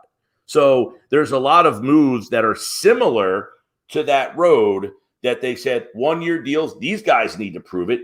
We're using them to help the guys that we've invested in perform better, and you hope it all clicks and you get the right guys like they did that time. So, no, I think the 1-year deal, look, all sports should be giving out 1-year prove-it deals. I mean, come on, these 5-year deals. Somebody told me Gene Segura signed a 5-year deal 5 years ago, and you think he was 5 years younger, and you're like, he's still on that deal. Like these 5-year deals, 10-year deals. I mean, how different are you from 10 years ago? Well, Bryce Harper only signed a 13-year deal, so we can take it to its ultimate goal. I got to give you credit, Gill, because you start down a rabbit hole and you let me take you continually down it. At my next question, you led right into it. Camp competition. I'll give you the spots. Linebacker, 3 for 2, Edwards, Dean, White, only 2 guys on the field at the same time. Who's going to get the most snaps? 2 out of those 3 guys. Safety, well, besides Tart, who's going to be a Pro Bowler. Where is the competition going to go? Who's going to win? Who's going to get the most starts? Wide receiver 3, the teacher's pet, Zach Pascal. How much is he going to cut into Quez Watkins as their number 3 wide receiver? And right guard, which I think Sayamalu's going to grab it, and there's not going to be a competition, but some people truly believe there will be a competition there. What's going to be the best? I made you go 10 months in advance to next year's draft. I'm only taking you 2 months down the road here, Mike. In camp, what's going to be the best competition for a position starter for the Eagles this year? I think linebacker is the most – well, linebacker – is the most fascinating in terms of they finally have multiple guys that you're interested in. Now, I was on with you guys right after they signed Kaiser White, and I was a big fan of that deal. I think he got one up by getting Dean, and now I'm interested to see how they work him into the lineup. I'm wondering if they would have signed White had they known they could get Dean in the 3rd round. You got Davion Taylor, who they seem to like, is maybe the most athletic guy of that group, but was hurt last year, and we obviously know his story with the lack of football experience he has, so there's his strike. Edwards is the guy that you're almost like, man, there's some of these other cool toys. he just seems like the safe toy, but he might be the best toy. He's the one that doesn't get you injured. You'll shoot your eye out, kid. Not with Edwards. He's the guy who's going to basically keep you in tow. So they've got a lot of interesting decisions at that linebacker spot. I'm really interested in that. But what I'm also interested in is how does John Gannon utilize the defensive line? Is it a rotation? Who plays together? Fletcher Cox and Hargrave and Jordan Davis, they don't seem to match together so much. Do they play them in pairs? Is it, hey, we're going to go old school with Fletcher and Javon, and then you guys are going to come out and it'll be Jordan and, somebody else together. We're going to go 3, Jordan on the nose with Sweat and Reddick. How he kind of designs his fronts, I think, is maybe not a competition, but certainly something to keep an eye on in terms of even Derek Barnett, who I know we talked about when they signed him, this is a guy who was a first-round pick, gets to the quarterback, started. If he just doesn't make the penalties, you're probably not as angry at this guy. But if he's playing in a role where he's just rushing the passer and a guy like Jordan Davis is sucking up 2 blockers, can Derek Barnett get 8 sacks? You say no. Okay. Yeah, Jody is not the biggest. He's not the president of the Derek Barnett fan. Nor am I, but again, the guy does have some talent. He just definitely. I'm more towards I just don't see the time. The Eagles are so deep on the defensive line. Yeah, I don't see where Derek Barnett's going to get the playing time to do something like that. Here's a question: what room does Reddick go to for his positional coach? They said that, didn't they, John? Yeah, they have 3 rooms. They have changed the coaching staff. Jeremiah Washburn teaches the pass rushers on a daily basis. So what JG calls the overhang players. So that's the Reddicks, the Sam linebackers, and essentially the defensive ends. They're in one room. The interior defensive linemen are with Tracy Rocker. Jody and I were talking about this. This is my theory. They're going to run Vic Fangio's defense. That kind of framework where you have 3 interior players, 2 overhang players on the front. And he was at OTAs, right? Vic? Yeah.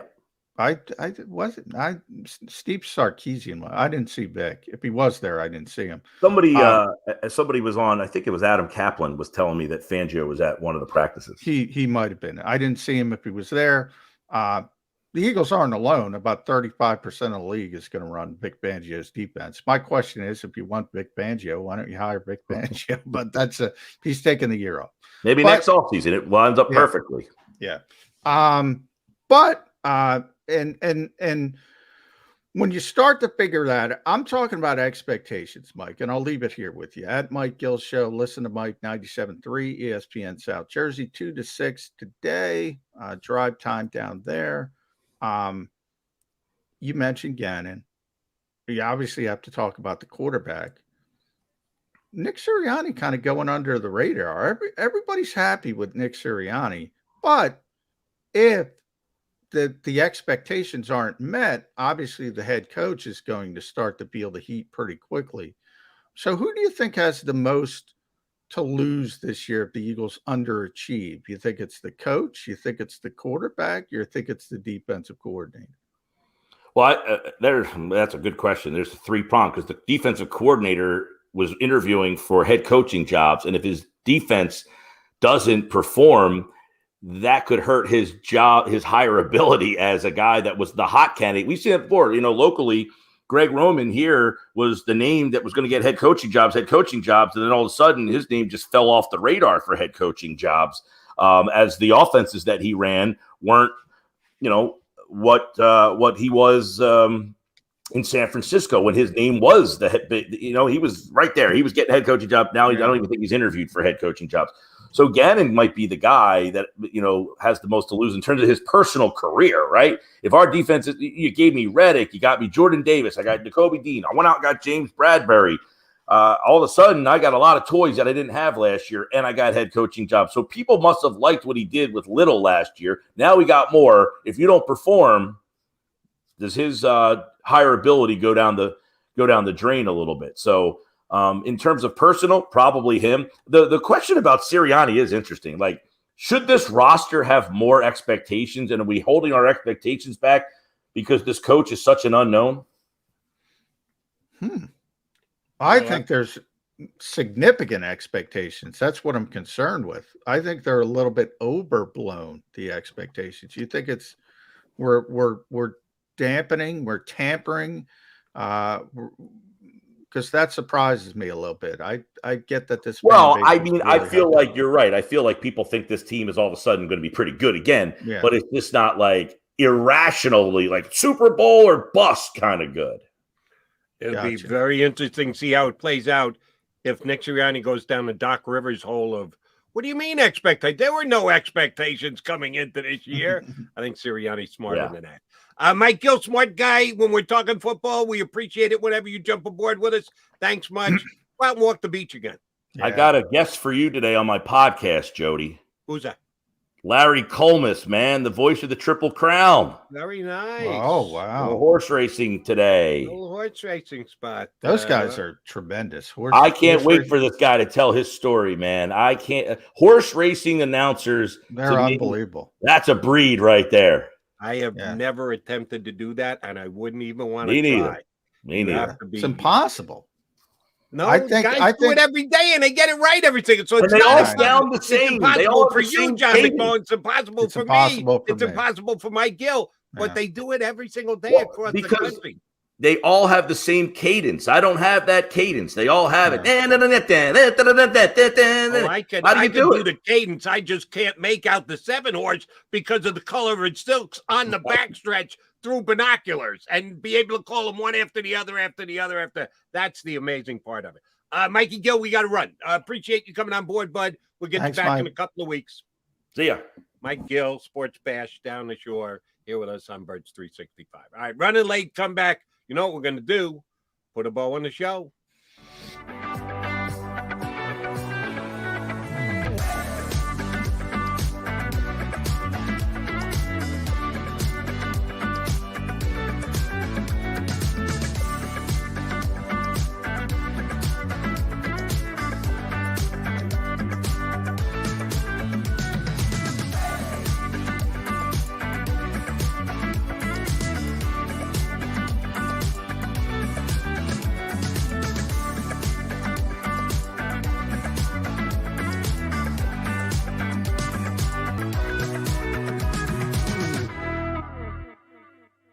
News at 11 with Rick Williams. It's the team you trust to bring it all together. The stories that impact your community. A sports roundup for the locals. And the AccuWeather forecast you depend on. Action News at 11 with Rick Williams. All right, did you know I was the mommy slam dunk champion? Really? Yes, really don't sound so surprised. Let's see it. Oh, you're ready. All right, here we go. Let's hear the crowd. So go to right, go to left, fake a mom. Mama go up, She did it. Again? You can't avoid gravity, but United Healthcare can help you avoid financial surprises by helping you compare costs and doctor quality ratings. United Healthcare. Uh-huh.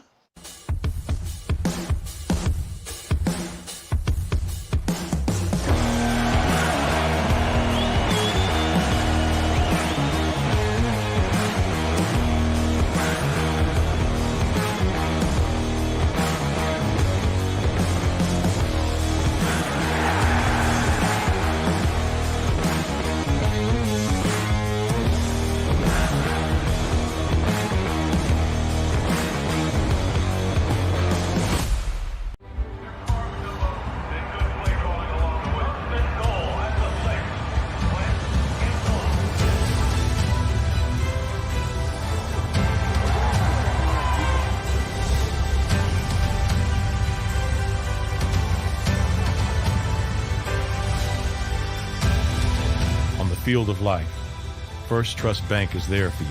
Champions on 3. 1, 2, 3. Because Philadelphia dreams deserve a Philadelphia bank. Go for the midnight dares. Go for the game. Go for the hits. Go for the fans. Go for the win. Go to Ocean Casino Resort. Book your trip at theoceanac.com.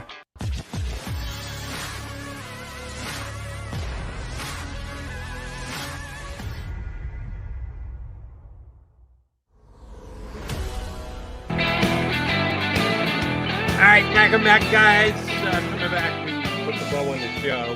We got a Thursday edition coming up tomorrow. Know for a fact Paul Domwich will be here. Now, if Domo doesn't show, I'm going to look like such an idiot.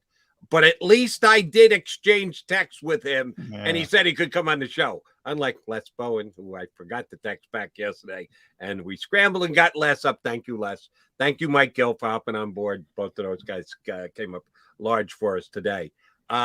Eagles moves today, John McMullen. We going to get the details on the Jaquiski Tart contract. Howie Roseman got any other signings up? No, I was looking at the transaction wire. It hasn't been on there yet, so I think it's going to be a little bit longer, but just a matter of the time of year. I do want to mention right at the start of the show, and the Ravens have confirmed, and this is terrible, but Jalen Ferguson passed away, their outside linebacker, 26, Jody, 26 years old. No details on how, but obviously that's a tremendously sad story. Third round pick, good player, Jalen Ferguson of the Ravens. So we send out condolences to him and his family and the Ravens. And also Roger Goodell will be in front of Congress today virtually. So that's going to be the big news. And, all right, so give me a prediction. More covering for Dan Snyder or throwing under the bus of Dan Snyder? That's a good question. I think the league has reached that tipping point where they're on board with getting rid of Daniel Snyder. So I think typically you think of Roger Goodell, and I always call him the highest paid lightning rod in the world. He does a tremendous job at it.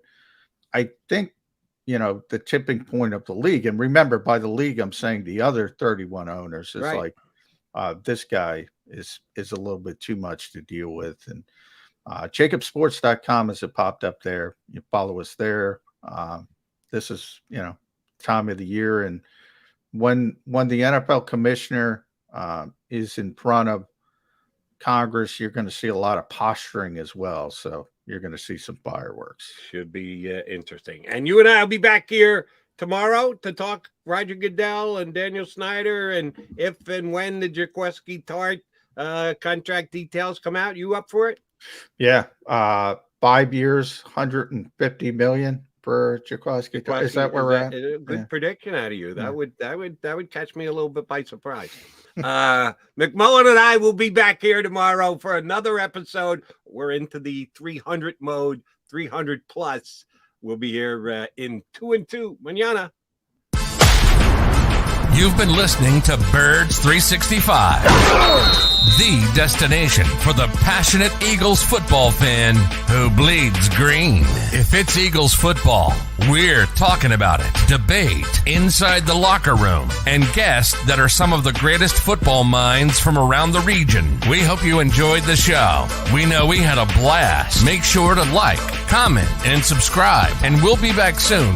But in the meantime, hook up with us on social media at JAKIB Sports. See you next time on Birds 365.